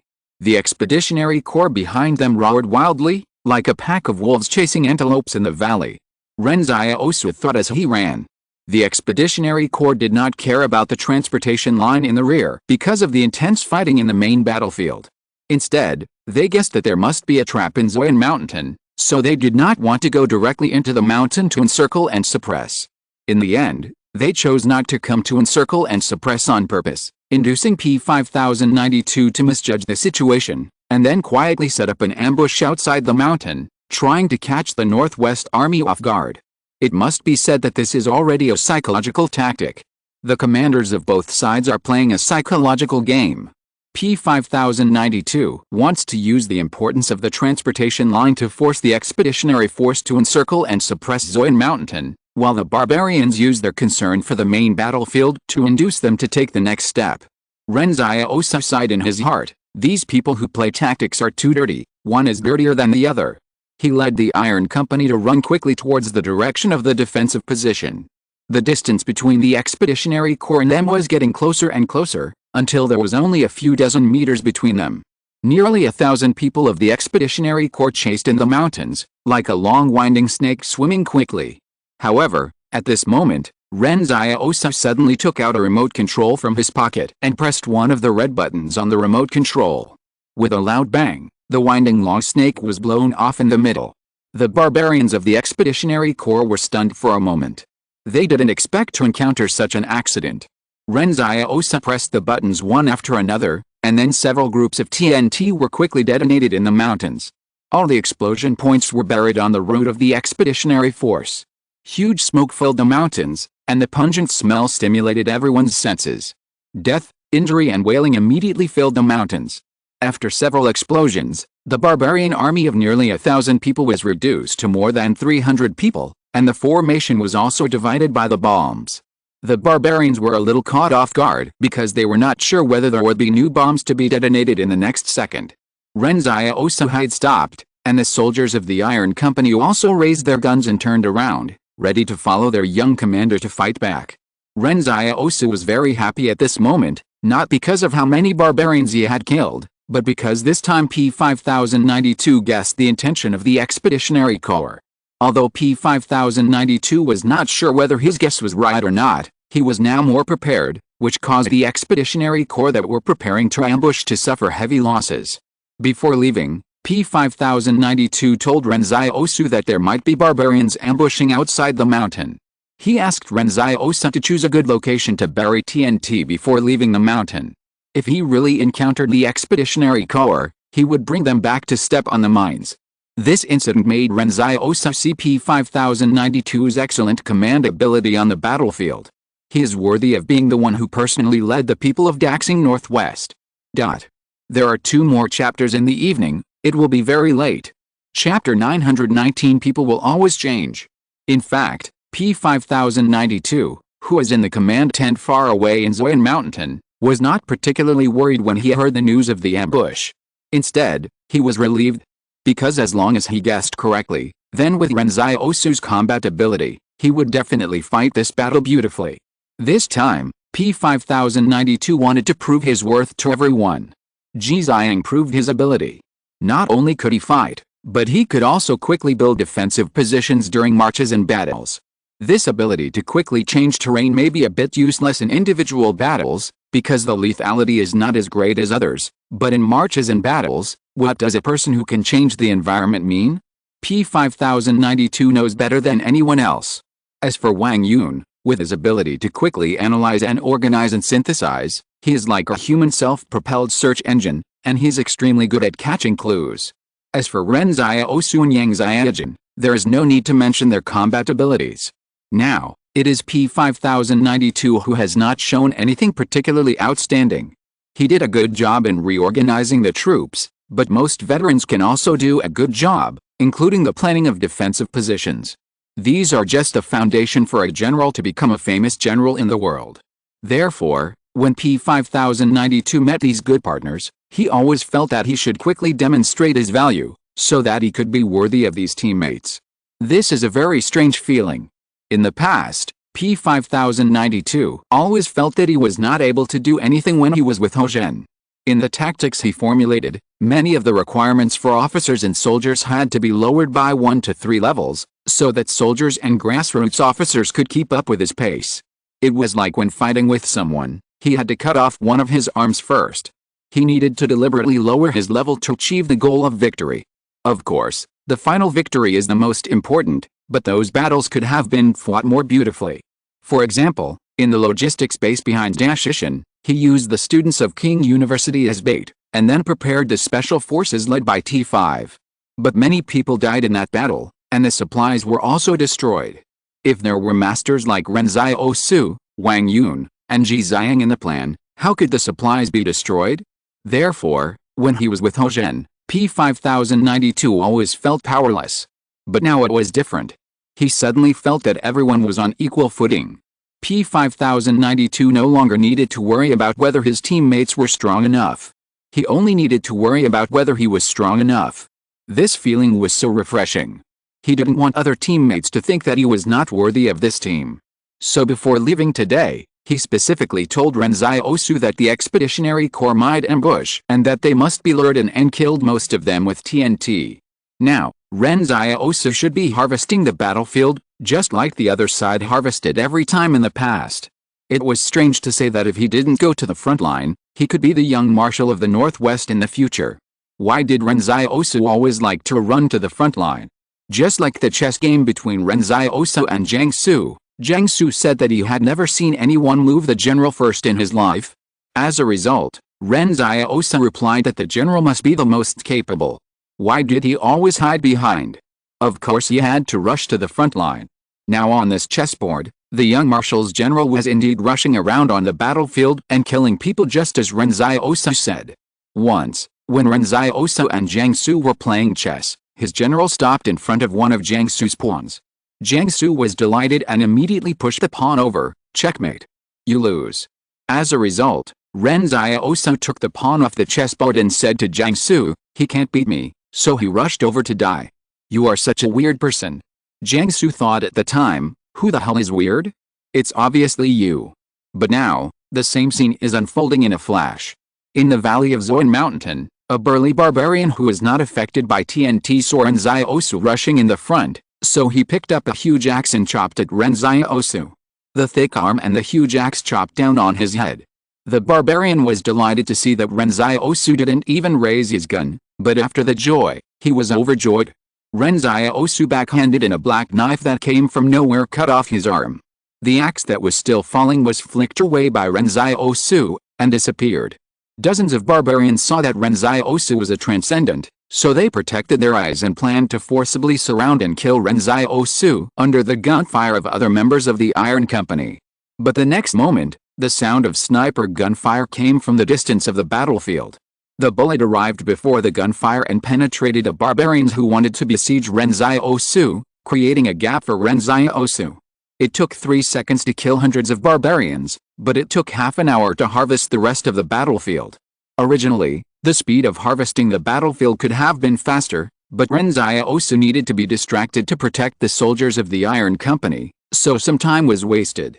P5092 was watching all this in the command tent, but he didn't say anything. After Ren Xiaosu confirmed that there were no more barbarians lying here alive, he asked in the communication channel, "What should we do next?" P5092 said calmly, "It seems that the barbarians really care about their transportation line. Zoan Mountain has become a thorn in their flesh. Let's add fuel to the fire now. Marshal, you and the brothers of the Iron Company will hang the bodies of these barbarians outside Zoan Mountain, so that the barbarians can see the fate of their companions." "Okay," Ren Xiaosu said. P5092 said, "Also, it was found on the battlefield over there that the Central Plains compatriots were killed and their right ears were cut off. This may be the way the barbarians accumulate military merits. Please cut off the ears of these barbarians and throw them next to the bodies. I think this will make it easier to anger them." Ren Xiaosu smiled and said, "You are going to force the main force of the Expeditionary Corps to come and fight us." "That's what I meant," P5092 said, "but aren't you worried, Marshal?" "What are you worried about?" Ren Xiaosu asked. "Are you worried that many people will die in the 6th Combat Brigade?" P5092 said, "And many people will definitely die." Ren Xiaosu smiled and said, "If I worry about this, it would be an insult to the soldiers of Fortress 178. They are not cowards who are afraid of death. They are just afraid that they will not die for a good cause. I just hope that there will be no unnecessary casualties. I know that war will kill people, and I also know that you are even willing to sacrifice yourself. I understand, so this is why I handed over the command to you. You don't have to worry about anything." However, after a long silence, P5092 suddenly said, "I will try my best to save their lives." Of course, everything is still based on victory. This made Ren Xiaosu stunned. "You never cared about the lives of soldiers before." P5092 said, "People always change." After speaking, P5092 hung up the communication. He sat silently in the command tent and suddenly thought that it seemed that he would have to spend more time on tactics in the future. There's still one chapter that will be very late. Everyone can read it tomorrow morning. Chapter 928. Bad situation. Ren Xiaosu led the soldiers of the Iron Company to hang the bodies of the barbarians on the trees outside the mountain. The barbarians were hung by hemp ropes, and their ears were cut off and piled up into a small hill under the tree. Their bodies were swaying and bending the thick branches. The captain of the Iron Company muttered, "Damn, these barbarians are quite heavy." After finishing these tasks, the Iron Company was exhausted. It was not easy to do this job to anger the barbarians. Ren Xiaosu thought about it. He had read a book called My Lord, Spare Me in the number 88 Fortress. The protagonist in the book could become stronger just by angering people. If he had this ability, he would be invincible in the world after a battle. The negative emotions from angering and killing barbarians alone would probably be off the charts. What a pity. Ren Xiaosu led the Iron Company back to the base. The defensive positions had already entered the first-level alert state. All soldiers rotated into 3 shifts, and there was always someone on duty. In addition, Wang Yun's more than 200 brothers had become the 2nd Reconnaissance Company of the 6th Combat Brigade, and entered the mountains and fields with the original Reconnaissance Company to prevent barbarians from sneaking in quietly. After all, Zoan Mountain covers a large area, and it would be troublesome if barbarians sneaked in from other directions. P5092 stood at the gate of the camp to greet Ren Xiaosu. "Thank you for your hard work. It's not that hard. We'll have to fight a tough battle next," Ren Xiaosu said. "What should we do if we are besieged? Although we have the advantage in positional warfare, there will be a day when we run out of ammunition and food. Also, how do we deal with the water problem? As for water, there is a spring in our defense base on this mountain.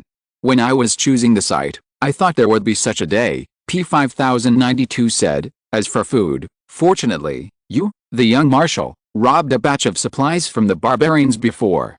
Together with the original dry food of the 6th Combat Brigade, it is enough to last another half a month." "What about after half a month?" Ren Xiaosu asked. P5092 shook his head. "It is impossible for the barbarians to besiege Zuoyun Mountain for half a month, unless the Wang family does nothing. You see, if the main force of the Expeditionary Corps is besieging here, then the Wang family will be relaxed. They only need to cooperate with us to attack from both sides. If the Expeditionary Corps cannot take Zuoyun Mountain, it will soon be eaten by the Wang family." As a result, Ren Xiaosu thought about it and said, "Then we should make more preparations. Don't pin our hopes on the Wang family. I don't know what's wrong with these people in the Wang family now. They are a bit unscrupulous in order to achieve unification." P5092 asked, "What is the relationship between the young marshal and Wang Shengzi?" "The relationship is good," Ren Xiaosu said, "but in this world, what kind of relationship can make people trust? When I was in the market town before, I saw all kinds of people's hearts. Then we need to make other plans," P5092 said. "We can rob some supplies transported by the Expeditionary Corps, but before they encircle and suppress Zuoyun Mountain, they should temporarily reduce the frequency of transportation. It is not possible to grab enough supplies. I will think of other ways." Ren Xiaosu thought for a moment and said, "Is that so? It's not easy to rob the barbarians, so why don't I go and rob Wang's rear?" P5092. He suddenly realized that this young marshal's ideas were really wild and unconstrained. As long as it was beneficial to him, he would dare to think of anything. P5092 hurriedly said, "We have formed a cooperative relationship with Wangs. It would be a bit destructive to the unity to rob Wangs at this time, which would be detrimental to the war situation." "Oh," Ren Xiaosu nodded, "then forget it." However, at this moment, a communicator suddenly ran over and said, "Young Marshal, Wang's suddenly called." Ren Xiaosu was puzzled. Why did Wang call at this time? He walked into the command tent and answered the phone. "Hello. Ren Xiaosu." The person on the other end of the phone said. Ren Xiaosu was stunned for a moment. This was very abnormal. How did the other party know that he was in the 6th Combat Brigade? Could there be someone from Wang's family in this unit? You know, after he joined the 6th Combat Brigade, he had not seen any outsiders. No, Ren Xiaosu suddenly doubted the identity of the person on the other end of the phone. He glanced at P5092, and P5092 let everyone out? Ren Xiaosu asked, Lingling. The male voice on the other end of the phone was replaced by a female voice, and the other party asked in confusion, so you can guess my identity every time. Ren Xiaosu was wondering why Lingling suddenly called here. What's the matter?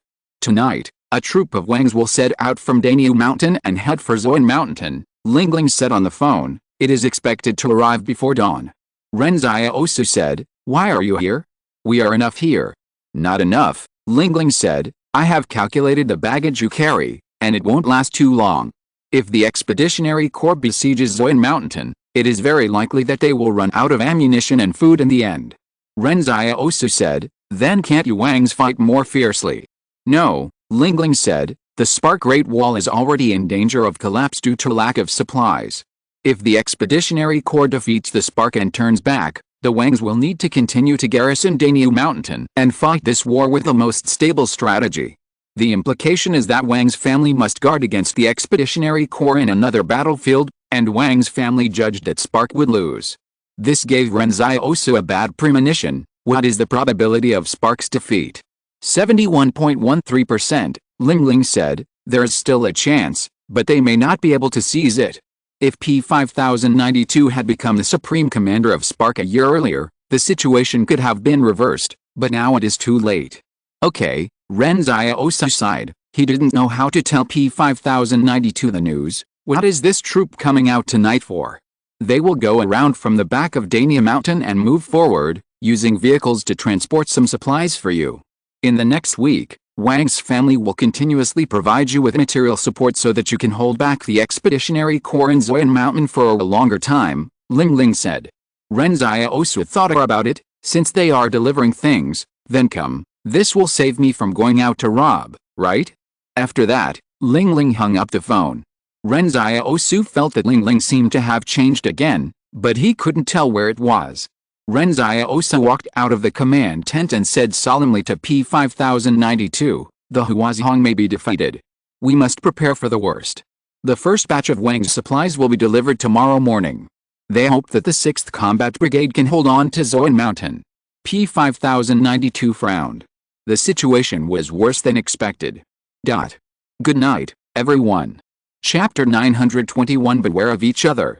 The possible defeat of the Spark on the battlefield was very bad news. When P5092 learned the news, he did not feel any sadness, but began to adjust the tactics of the 6th Combat Brigade.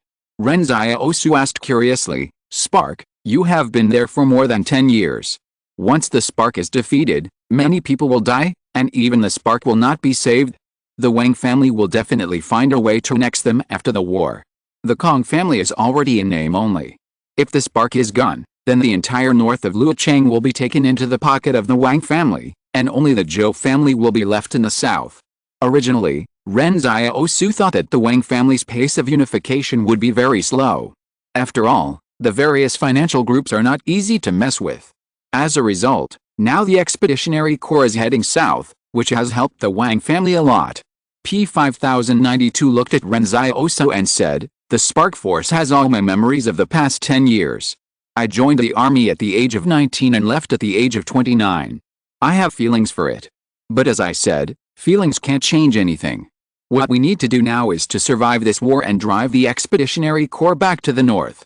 As he said that, P5092 called all the officers of the 6th Combat Brigade to hold a combat meeting. In the early morning of the next day, a troop came in from the other direction of Zoan Mountain. When the enemy just entered Zoan Mountain, Wang Yun and his brothers informed the headquarters of the matter. Ren Xiaosu and P5092 were all waiting on the position. When the enemy came outside the defensive position, P5092 directly ordered a combat team to go and check. This time the inspection was very thorough.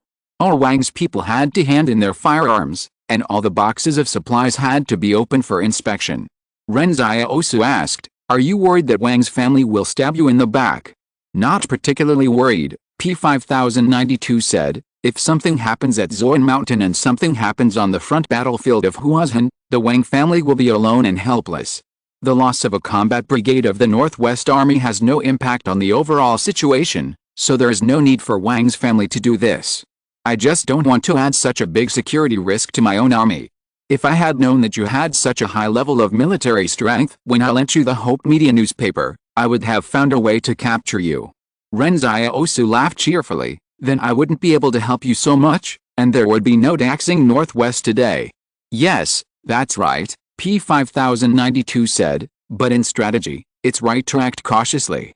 Why do you think Wang's family suddenly changed their temper and started contacting us and sending supplies? Ren Xiaosu asked curiously. Didn't they ignore the 6th Combat Brigade before? Because we are in Zoyan Mountain, they also realize the importance of Zoyan Mountain, P5092 said. I just heard you say that Wang's artificial intelligence judged that there is a 71.13% chance of failure in the fire. Yes, it is the judgment of artificial intelligence, Ren Xiaosu said. Then they must have eyes in the sky watching here, P5092 said, otherwise, how can they know our movements so clearly and dare to judge the situation of the fire so accurately? But as far as I know, Wang's own satellites are not. However, the word satellite reminded Ren Xiaosu that when the Battle of Luocheng was fought, didn't Wang want a satellite? Wait, could it be that Wang's success that time? After the Battle of Luocheng, Ren Xiaosu still paid attention to the things in Luocheng, but he didn't see the news of the satellite hijacking in the newspapers of Hope Media. Ren Xiaosu looked up at the vast starry sky and suddenly felt like he was back at Barrier 61, as if he was being watched all the time. However, at this moment, he suddenly saw a huge shadow passing quickly in the sky. Ren Xiaosu looked carefully and found that it was an extremely huge falcon. For some reason, Ren Xiaosu always felt that the falcon was staring at the defensive position just now, but Ren Xiaosu did not think much about it. Perhaps the bloody smell of Zoyan Mountain attracted the raptor in the sky. P5092 said, since their artificial intelligence can judge the situation, then it must be that after we moved from Yaoyu Mountain to Zoyan Mountain, their judgment of the winning rate has changed. Before in Yaoyu Mountain, it was probably judged to be of no help. Zhang Xiaoman blushed when he heard this. I'm waiting for the young marshal. Seeing that the troops from Wang's family who came to deliver supplies did not intend to enter the defensive position, most of them left quickly after dropping off the supplies, leaving only 7 people. P5092 commanded the soldiers to drag all the supplies in. After the 7 people entered the defensive position, one of them took out a document and said, this is a list of supplies. The most important ones are heavy machine guns and machine gun bullets. These are the weapons that we think will be most helpful to you. The rest are TNT and individual rocket launchers. Ren Xiaosu took a look at the supplies and found that half of them were TNT. He wondered if Ling Ling really got the 7 satellites of King Group, and then saw that his biggest killing method was to pre-bury TNT, so he sent so much TNT? This is very likely. But if Ling Ling really got the 7 satellites, then with Ling Ling's ability, any troop movement in this land could not be hidden from it. At that time, Ren Xiaosu asked Qin Sheng, a member of the Knights, can the satellites in the sky take clear pictures of the ground? As a result, Qin Sheng said that people certainly cannot be taken clearly, but the outline of people can be seen. Where is the food? P5092 asked. The food will be delivered tomorrow. The leader of the other team was an acquaintance of Ren Xiaosu, Wang Run, who had gone to barrier number 31 with Ren Xiaosu. He looked at Ren Xiaosu and said, long time no see. What are you doing in Zoyan Mountain? Ren Xiaosu asked, are you from Wang's intelligence system? Yes, Wang Run said, we came to Zoyan Mountain as liaisons for Wang's so that both sides can cooperate more closely. If there's anything you need in Zoyan Mountain, you can ask Wang's through me. Okay, you have been busy all night, so go and rest quickly, P5092 said with a smile, thank you for the supplies you sent. I have asked someone to prepare tents for you to stay in, as well as hot meals. Thank you very much, Wang Run led the people away. But when these people left, Ren Xiaosu found that a young soldier was always looking at him vaguely.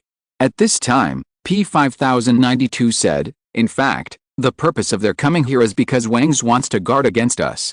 Guard against what? Ren Xiaosu asked. Because Wang Shi has betrayed others too many times, he is a little afraid of being betrayed by others, P5092 said. If Zhuo Yunchen suddenly chooses a passive strategy of avoiding battle at this time, and Huazhan's direction is defeated, then Wang Shi will be in danger. So with Wang Run and others here, they can be the first to know if we have any unusual movements.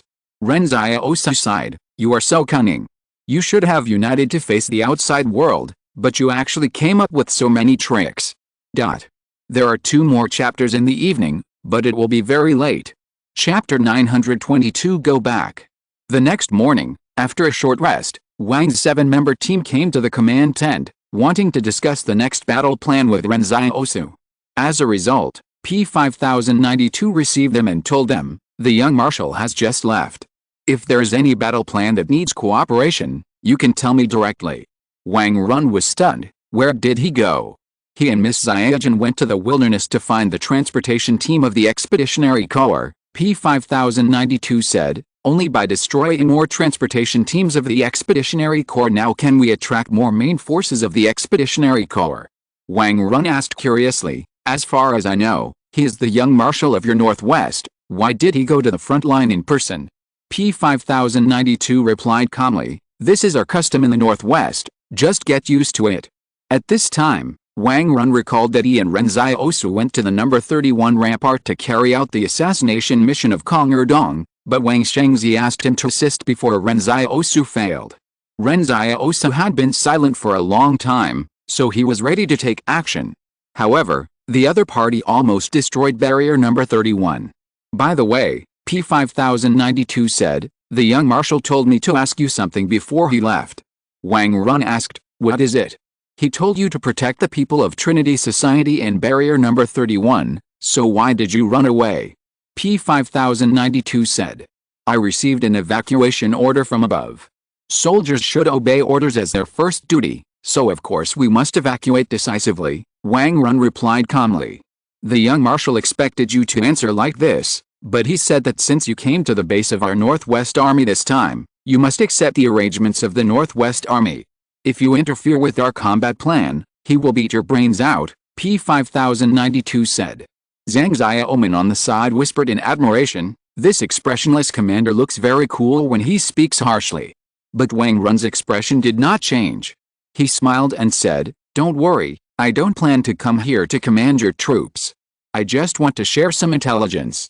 P5092 nodded, that's good. However, at this moment, Wang Run suddenly felt that P5092 looked familiar. Wait, you are not the one from Fire. It's me, P5092 admitted. Then Wang Yun and Ji Xiang also came back from outside. Wang Run looked at them and they looked familiar. You too, aren't you from the Kong and Zhou families? Wang Yun laughed. Yes, we are now in Daxing Northwest. Wang Run is the head of field intelligence for the Wang Group, so he has some understanding of other groups, but he doesn't have as good a brain as Wang Yun, so he is a little unsure. After receiving the affirmative reply from Wang Yun and P5092, Wang Run fell into a state of confusion. If someone didn't know, they would think that this was a joint force of Kong, Ho, Zhou, and Northwest. How come there are people from everywhere? Exclamation mark.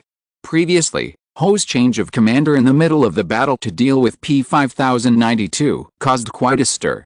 Wang Run heard that P5092 was kidnapped, but he didn't expect that it was the Northwest Army that kidnapped him. With this thought, the identity of the robbers also surfaced. However, at this moment, the phone in the command tent rang. P5092 picked up the phone and heard Ren Xiaosu's anxious voice, prepare for battle. I found a large-scale main force of the Expeditionary Corps, which is heading towards Zoyan Mountain. Ren Xiaosu hung up the phone. After a brief silence in the command tent, P5092 shouted to the combat staff, call the 4 regiment leaders to come to the meeting. We are going to fight a tough battle. To be honest, no one expected the Expeditionary Corps to come so quickly. If Zoyan Mountain was surrounded by the Expeditionary Corps, then Wang's subsequent supplies would not be able to be transported in. This is a fierce battle. The huge falcon in the sky flew towards the north, crossing mountains, rivers and grasslands all the way, and returned to the grasslands King's Court after nearly 1,000 miles. Hassan had been waiting there for a long time. After the falcon turned into energy and returned to his body, he hurriedly trotted into the royal tent. Master, the falcon found the person you were looking for. Yan Liwen asked, are you sure it's him? Yes, he looks very similar to the one in Miss Xiao's painting, but he is more handsome than in the portrait, Hassan said, and the black knife weapons match. Sister Xiao said on the side, I'm not good at painting, So my paintings must be a little rough. It's normal that they are different from the real him. The fact that the black knife can match means we really found him. What's the situation in Central Plains now? Yan Liwen asked. Hassan answered carefully, the situation in the Central Plains is unclear, but the one you are looking for is leading his troops to occupy a mountain range and has built fortifications. However, when my falcon left, he saw that he had a head-on battle with the northern tribe's troops and was fleeing to the mountain range. Sister Xiaoyu asked nervously, how many people are there in the northern tribe? Several times more than them, Hassan said. It seems that they are planning to besiege that mountain range. Yan Liwen remained silent on the side, and Hassan tactfully withdrew. Purelanki and Higuain outside asked, what do you mean? Have you found the person you are looking for? Found him, but the master didn't say what the next plan is, Hassan said. I don't know who the master is looking for, Purelanki muttered in a low voice, and didn't we say we were going to the East China Sea to fish? Why did we stop here? I don't know who he is looking for, Hassan said, but when the master first came to the grassland, he accidentally mentioned that he had a brother. I guess, could this person be the master's brother? Purelanki and Higuain looked at each other. They didn't expect this to happen. At this time, Yan Liwen in the king's tent was still silent. He was wearing a mask with a green face and fangs, and Sister Xiaoyu couldn't see the expression on his face. Suddenly, Sister Xiaoyu said, Liwen. Sister Xiaoyu, you don't have to say anything. I understand. I'll think about it again, Yan Liwen said and walked out of the king's court. He walked alone to the far end of the grassland and sat on a grass hill. The cold wind in spring blew over the ground, blowing the newly grown green grass like waves. The wolf pack appeared in the distance and quickly came to his side. The huge wolf king lay intimately beside Yan Liwen, and there was a wolf pack that had grown again. Now the size of the wolf pack has almost reached 2,000, which looks extremely spectacular. Yan Liwen suddenly said to the wolf king, if you don't turn back this time, you really can't go back, right? The wolf king looked at Yan Liwen in confusion, not knowing what his master was talking about. But Yan Liwen suddenly stood up and climbed onto the wolf king's back. He made a very important decision. Let's go, let's save him, and then we will return to the grassland. He protected me in the past, this time I will protect him. There will be another chapter later. It will be very late. It is recommended to read it tomorrow morning. Chapter 923 Blasting the Mountain. A journey of about 1,000 kilometers requires the grassland nomads to walk for more than 10 days, or even more than 20 days, so as to ensure that they are still combat ready when they arrive in the Central Plains. This time when Yan Liwen went south to the Central Plains, all the old and young women and children of the tribe stayed where they were, and most of the cattle and sheep were also left here. Among the women, only Sister Xiaoyu was brought, and even Kikaij was not brought. Hassan suggested that his master bring Kikaij with him so that someone could take care of his daily life on the road, but Yan Liwen refused, because this war would kill many people. This time, Yan Liwen carefully calculated the men that the royal court could go to war, and there were only more than 10,000 people at most. In fact, there were many more, but in recent years, there were internal struggles in the grassland, and a group of people died when Purelanki and Higuain led them to attack the number 176 barrier, so the number seemed to be a little less. But this is not important. The main combat force this time is not the men on the grassland, but the wolf pack. At this time, the wolf king and the wolf pack have already gone ahead as pioneers to explore the way, which is Yan Liwen's greatest reliance. As for the pre-war mobilization, Yan Liwen also chose the most suitable method for the grassland men. After the war, he would choose 10 of the most heroic men to give blood wine. This is the greatest encouragement for believers. On the one hand, they can get the power bestowed by the gods, and on the other hand, they are recognized by the gods. There is no declaration of protecting who to guard. Yan Liwen's method of controlling these grassland people has always been simple and rough. They may not understand the complex ones.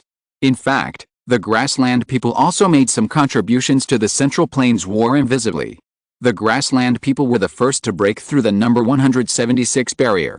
After they went there, they took away some food, and then took away a large part of the light weapons, such as pistols, automatic rifles, grenades, heavy machine guns, etc. Later, Wang went there, but it seemed that he did not intend to defend the number 176 barrier for a long time, and did not refill the ammunition depot of the number 176 barrier at all. Then when the Expeditionary Corps attacked the city, as soon as the city was broken, Wang's army received an order to retreat. When they left, they must take their own guns. So at this time, the weapons that the barbarians got didn't have much ammunition at all. At best, they got some guns next to the corpses of Wang's troops, and the bullets were almost used up. There were also some artillery left behind, but when Wang's troops withdrew, they used explosives to blow up the barrels. In fact, even if the barrels were not blown up, the barbarians couldn't find the shells. This is very embarrassing, so the firepower equipment in the hands of the Expeditionary Corps is not as much as imagined. So when P-5092 fought with the barbarians, he was still a little confused. Judging from the barbarian strategy of inducing the fire to advance, the Expeditionary Corps had already made preparations and wanted to use the old man to replace him on the battlefield to induce the fire to advance. But since the Expeditionary Corps had already obtained the munitions of the number 176 fortress, why did they plan to give up the forest as bait early on? Wouldn't it be better to defend the forest? P-5092 also felt that something was wrong, but he never figured it out. But in fact, the barbarians didn't have much ammunition at all. The Expeditionary Corps knew very well that the ammunition they had was not enough to fight a tough battle with the Sparks. In the end, they had to rely on their own fighting methods. From the beginning, the Expeditionary Corps had never thought of using those hot weapons to do anything big. It's not that they looked down on hot weapons, but they looked down on the number of hot weapons in their hands.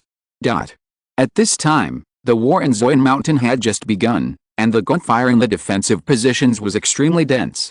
Because of the high-altitude defense battle, the 6th Combat Brigade took advantage of the beginning of this battle. The heavy machine gun fire suppression made the barbarians who rushed up unable to raise their heads. Just like P-5092 said himself, if the 6th Combat Brigade did not have the advantages of environment and terrain, then the 6,000 soldiers would have to be beaten by the Expeditionary Corps. But they had the terrain advantage to force the Expeditionary Corps to come over, and he was sure to use 6,000 people to exchange for the opponent's 60,000 people. This was a 1-to-10 deal, which P-5092 thought was completely worth it. P-5092 said, "The main force should be careful to hide behind the bunkers and be careful of the enemy's artillery attacks." As a result, when he expressed this concern, a soldier next to Wang Run said, "Don't worry, the barbarians have no artillery available, so this strategy is feasible." P-5092 frowned. "What do you mean?" "When the number 176 Wang's troops evacuated, they destroyed all the artillery," said the soldier. P-5092 was stunned for a moment. "Then why didn't you mention this when Huazhong negotiated with Wang's intelligence?" Wang Run said awkwardly, "Don't dwell on the past at this time. Now we are all in the same boat. If you can't hold the position, the 7 of us will die. Don't worry, there will be no situation where intelligence is not shared again." P-5092 said coldly, "Who knows if Wang cares about the names of the 7 of you? With Wang's means, it is not a difficult decision to give up 7 people, right?" Wang Run stopped talking, and P-5092 concentrated on observing the battlefield situation. Now is just the exploratory attack stage of the Expeditionary Corps, and it is also a good time for him to check for deficiencies and make up for the gaps. No commander can arrange everything at the beginning of the war. Everyone has to make tactical adjustments during the battle. At this time, P-5092 suddenly found that there were a total of 4 mountain roads leading to the defense position. 4 roads are too many. This may cause the defense position to have insufficient carrying capacity after the Expeditionary Corps presses a large number of troops at once. In other words, it is impossible to kill so many barbarians at once. The opponent will rush to the position in the form of a suicide squad and use their lives to exchange for the victory of the Expeditionary Corps. According to P-5092's understanding of the Expeditionary Corps, the opponent is likely to do so. He said to Ji Xiang beside him, "Can you collapse the mountain within an hour and block an attack channel for the Expeditionary Corps?" Ji Xiang glanced at the towering peak and said with some difficulty, "I am afraid that my ability is too late to collapse such a big mountain." P-5092 frowned. It seems that he has to increase his firepower in advance, but in this way, their ammunition may not be sufficient. However, at this moment, the soldier next to Wang Run who had just spoken said, "With your ability, you don't have to destroy the entire mountain." As he spoke, He took out an automatic rifle and fired 12 shots at the mountain. Then he said to Ji Xiang, "You only need to turn these 12 points into sand horizontally, and the mountain will collapse. The angle at which the mountain falls will block the passage of the expeditionary corps." The others were stunned when they heard this. Is this possible? Ren Xiaosu looked at the soldier from the side. He had already confirmed his identity. Good night, everyone. If you're listening to this novel on a channel other than Fanfic World, it means they downloaded and uploaded it without effort. We cordially invite you to visit our channel, Mundo Fanfic Novelis. There you'll find the original version of this story and you can explore many other novels of various genres. We're waiting for you to immerse yourself in a world of incredible novels. Chapter 924, Repel the Enemy with a Strategy. Look at the mountain that was shot 12 times by the automatic rifle, and then look at the confident soldier. To be honest, everyone, including P5092 and his team, was amazed. That was a mountain. The other party said that as long as the mountain was sandified at these 12 shooting positions, the entire mountain could be collapsed. For humans, the mountain was towering, and no one believed that it could be destroyed by human power, unless it was with the help of thermal weapons. Ji Xiang asked, "How big does the sandification aperture need to be?" The soldier replied, "It needs to be 1.38 centimeters in diameter. Of course, you may not be able to grasp it so accurately, so the sandification aperture can be about 1.5 centimeters. This should be within your ability. It may be a bit difficult to knock down the entire mountain, but if it is just sandification of such a thin aperture, it is not a difficult task for Ji Xiang at all." "I can do it," Ji Xiang nodded, and then he asked someone for a military telescope and wanted to try to start working. As a result, P5092 suddenly stopped him, and asked the soldier, "What's your name?" The soldier replied, "Mo Fei, an active lieutenant of the Wang family." P5092 said, "Mo Fei, what kind of soldier are you?" At this time Wang Run explained, "The 6 people I brought are all the elite of my Wang family's army. Mo Fei is extremely good at directional blasting."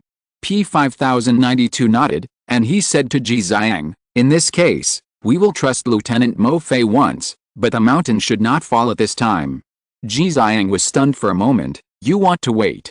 "Yes." P5092 looked outside the defensive position. "The expeditionary corps is just testing now, so there are not enough barbarians gathered on the mountain road. I have to wait until there are enough of them before I take action. The collapse of the mountain like this is enough to kill 2,000 people. Killing 2,000 barbarians without any damage is a great victory. This great victory will also instantly inspire the soldiers of the 6th Combat Brigade." Originally, the soldiers would be a little afraid when facing the barbarians. It's not that the soldiers are afraid of death, but they have never dealt with barbarians. This is the fear of the unknown. When these barbarians first entered the Central Plains, they would also have fear in their hearts, including now facing hot weapons. This is all human nature. Whoever says that he can go to the battlefield without fear or tension must be lying. Seeing the automatic rifle hitting the barbarians, the other party was still brave even though his skin was torn apart. This will have a great impact on the soldiers of the 6th Combat Brigade and deepen this fear. What P5092 should do most now is not to command everyone how to conduct positional warfare in detail, but to eliminate the fear of the soldiers first. If he can't even consider this, P5092 is not worthy of being praised by many people. Just like when he was still in the fire, why did he bring all the barbarian corpses in Dashishan to the front line of the Great Wall? And he deliberately lured the barbarians over, and then used a round of artillery fire at all costs to achieve a complete victory without casualties? It is to boost the morale of the soldiers on the front line of the entire Great Wall. Moreover, the collapse of this mountain can also help the expeditionary corps recall their former awe of the Central Plains people. P5092 stood quietly in the defensive position, and he silently watched the expeditionary corps forces constantly gathering outside the defensive position. The entire defensive position covers an area of hundreds of acres, and the soldiers are scattered at dozens of firepower points, using companies as units to carry out strong firepower suppression. P5092 ordered, "Slow down the suppression rhythm and make the barbarians bolder." At this time, Mo Fei suddenly asked in confusion, "Do you trust me so much? If I am wrong, Ji Xiang has not been able to push down this mountain, then if you let the barbarians come over now, you may not be able to stop their offensive at that time." Everyone thought that this was indeed the case. Now they deliberately let the barbarians approach. If the mountain does not collapse at that time, wouldn't the position be over? P5092 chuckled and asked Mo Fei, then are you wrong? Mo Fei shook his head, yes, the mountain will definitely collapse. Trust people when you employ them, and don't employ them if you don't trust them. If you don't have this kind of courage, how can you be a commander? P5092 said, and you probably don't know us very well. This kind of probing attack rhythm doesn't matter even if the barbarians rush up, because we still have a layer of insurance. At least now this layer of insurance is not enough for the barbarians to test an attack and break through the position. Mo Fei thought about it and didn't say anything, but subconsciously glanced at Ren Xiaosu. In fact, everyone in the defensive position knew what P5092 meant. Didn't you see the young marshal sitting on the position? Now is just the initial stage of probing and attacking. The barbarians haven't reached the point of overwhelming the sky, and everyone hasn't run out of ammunition and food. If the barbarians really rush up, let the young marshal kill them. Ren Xiaosu looked at everyone's eyes and said, why are you looking at me? P5092, just feel free to try. P5092 nodded and said nothing more. If it was after a few days of fighting, he certainly wouldn't dare to be so arrogant.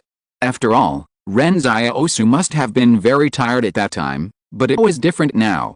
Ren Xiaosu was in high spirits. The sound of gunfire was stirring in Zoyan Mountain. P5092 stood on the defensive position and waited for more than 20 minutes without speaking. Zhang Xiaoman was a little anxious.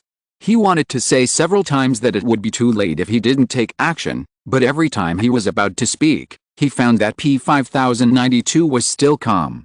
So Zhang Xiaoman secretly thought that this might be the gap between him and the other party. Suddenly, P5092 nodded to Ji Xiang and said, let's do it. A main force of the Expeditionary Corps is coming. I saw that the barbarians were already charging on the mountain road under the mountain peak. Ji Xiang immediately made a decisive move to sandify the mountain according to the 12 bullet marks. In just a blink of an eye, a terrifying sound of collapse suddenly came from the huge mountain peak. The rubble kept falling down. Stones as big as heads fell from hundreds of meters in the air. The barbarians below who were hit suddenly bled from all 7 orifices and had their bones and tendons broken. Then, when Ji Xiang completely opened up the sandification aperture, huge cracks appeared on the mountain peak in an instant, spreading rapidly to the entire mountain like a spider web. A barbarian in the Expeditionary Corps below looked up in fear, but was smashed to pieces by the huge rocks that just fell. In an instant, the huge mountain began to disintegrate from the sandification aperture at the bottom.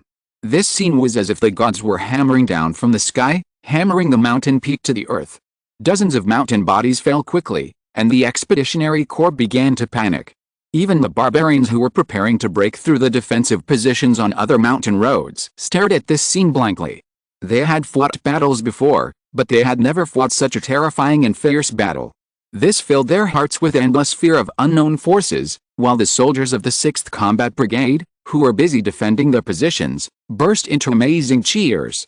The cheers and shouts mixed with the sound of the mountain falling, accompanied by the sound of the horn calling back in the distant valley, so that every soldier of the 6th Combat Brigade was flushed and inexplicably excited. There are 2 more chapters in the evening, it will be very late. Chapter 925, Fire Sea Defeat. For the soldiers of the 6th Combat Brigade, nothing could be more inspiring than this scene. They hadn't suffered any casualties yet, but thousands of barbarians had died in the mountains. Their fear of the barbarians was swept away, and some even thought about what they would say when they returned to be awarded medals. Morale is always a mysterious thing in war, but all commanders cannot ignore it. If morale is low, I'm afraid that with 100 points of strength, I can only exert 30 points. If morale is high, I may be able to exert 1000 points with 100 points of strength. If a commander only pays attention to tactics and ignores morale, it means that the commander's realm is not enough. At least not to the level of a famous general.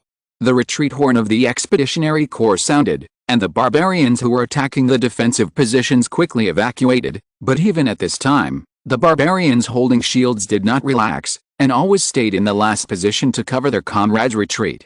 P5092 finally breathed a sigh of relief when he saw this scene. At least now everything seemed to be going in a good direction. Now it was a good start for the next fierce battle. There is an old saying about the art of war, which is that the best strategy is to attack the enemy's strategy, and to defeat the enemy without fighting. The next best is to attack the enemy's alliances, the next best is to attack the enemy's troops, and the worst is to attack the city. Attacking the city is a last resort. In this tactical choice, P5092 first put the Expeditionary Corps in a situation where they had to attack the city. If they did not attack Zuoyunshan, they would not be able to settle down in the rear.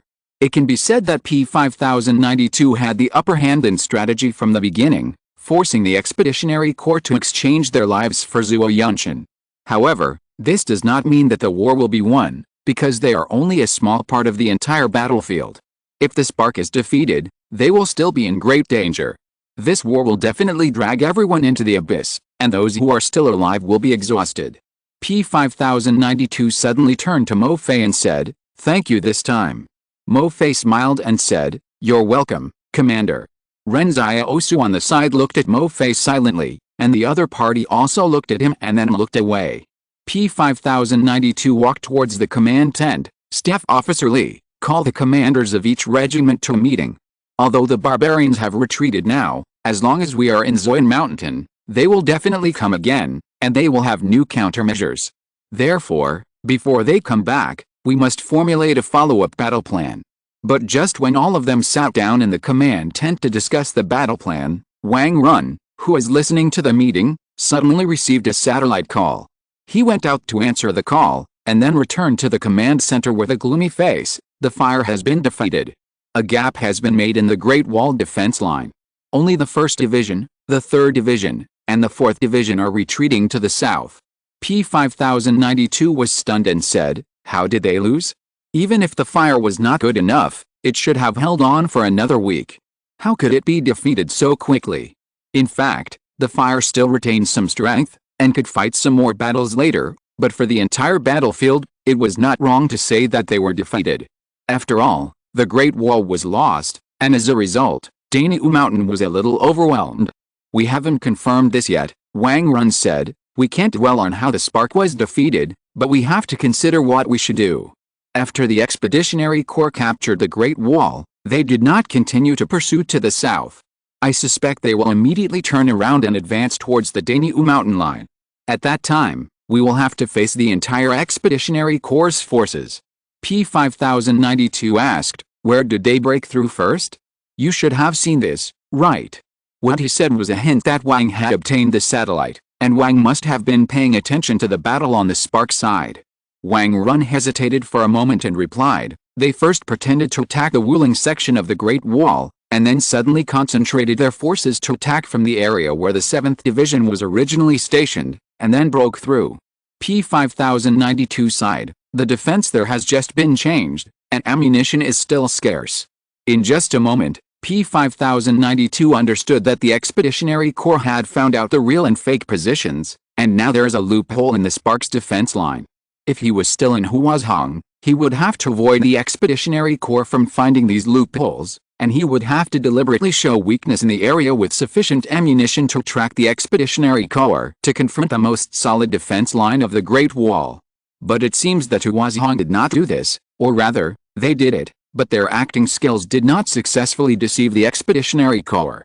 P5092 asked, "How many people do you think the Expeditionary Corps has?" "There are still 140,000, Wang Run said in a deep voice. "The main force of the Wang family will all go to the Daniu Mountain line, including those who are now occupying the Kong family. We will go all out to face the upcoming Expeditionary Corps." P5092 walked out of the command tent silently, stood on the edge of the defensive position, and looked out at Zoyan Mountain alone, looking a little lonely. Looking at his back, Ren Xiaosu suddenly realized that although P5092 could always remain rational in the war, he was still a person with feelings in his heart. The defeat of Fire Seed was bad news to P5092. Just like what he said when he was choosing between the two names P5092 and Ling Han, P5092 represented his past, so he chose to continue to be called P5092. This was probably P5092's way of remembering the past. Ren Xiaosu walked to P5092 and asked, "Are you sad?" P5092 nodded and admitted, "Sad? I thought you had lost your feelings for Fire Seed, Ren Xiaosu said. P5092 said calmly, in fact, I have never liked the atmosphere of Hozan. There, as long as you make a mistake, there is no redemption, no chance to atone for your sins, and there is not even the concept of offsetting merits and demerits. Everyone must work hard in order to be regarded as useful. They tell the recruits day after day that you don't need to have ideas, you just need to be a good part of this machine. This is how we have been educated since we were young. But after I left Hozan, I often dreamed of the boiling blood when I took the oath as a young man, P5092 said, and the scene of those soldiers shouting slogans to fight for the survival of Hozan and rushing to the battlefield. Then I realized that it was an inseparable part of my vitality. Ren Xiaosu patted him on the shoulder. Hozan's defeat was so sudden that P5092 could hardly accept it.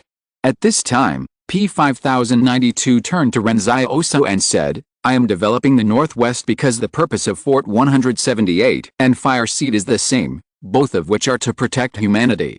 But if one day you want to fight for this world and start a war for fame and fortune, I will leave. Ren Xiaosu smiled and said, don't worry, that day will never come. If there is no war in the future, I will take you to the Northwest to farm. It's a deal. At this time, on the first line of the Great Wall, a tall barbarian was slowly passing through the gate of the Great Wall.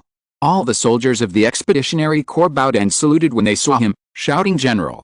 There are many generals in the Expeditionary Corps, some are generals, but there is only this one general who can truly command all the troops of the Expeditionary Corps. The general stood in the south of the Great Wall, looking at the smoke and flames everywhere, and the Central Plains captives kneeling on the ground. He suddenly asked, where's Valentin? Ask him to come see me. Valentin, the highest commander of the Expeditionary Corps vanguard troops, was under his command. At this time, a man in a black robe walked out from the site and said respectfully to the general, General, Valentin was in a hurry to pursue the Spark troops and fell into the enemy's ambush. He has been killed now. Is that so? The general frowned. What are the identities of these prisoners? General, they are all civilians responsible for building the Great Wall, said the man in the black robe. I allow you to pick 300 of them to become your evil spirits, the general said calmly. This time, you will drive these prisoners to Zoyan Mountain. Tell me the result in half a month. If you win, I will allow you to pick another 300 people. The black robe was delighted. Thank you, General. However, the general suddenly looked directly at the shadow under the black robe's hood. But you have to understand that this is the power I give you. At this moment, the black robe felt a great sense of oppression, and it gritted its teeth and said, understood. There will be another update later. It is recommended to read it tomorrow morning. End of this chapter. Thank you very much for reaching the end. Don't forget to like. Looking for more exclusive content and immediate access? Subscribe to our Patreon. Remember, every like, subscription, or donation encourages us to continue. Thanks to everyone. See you in the next video.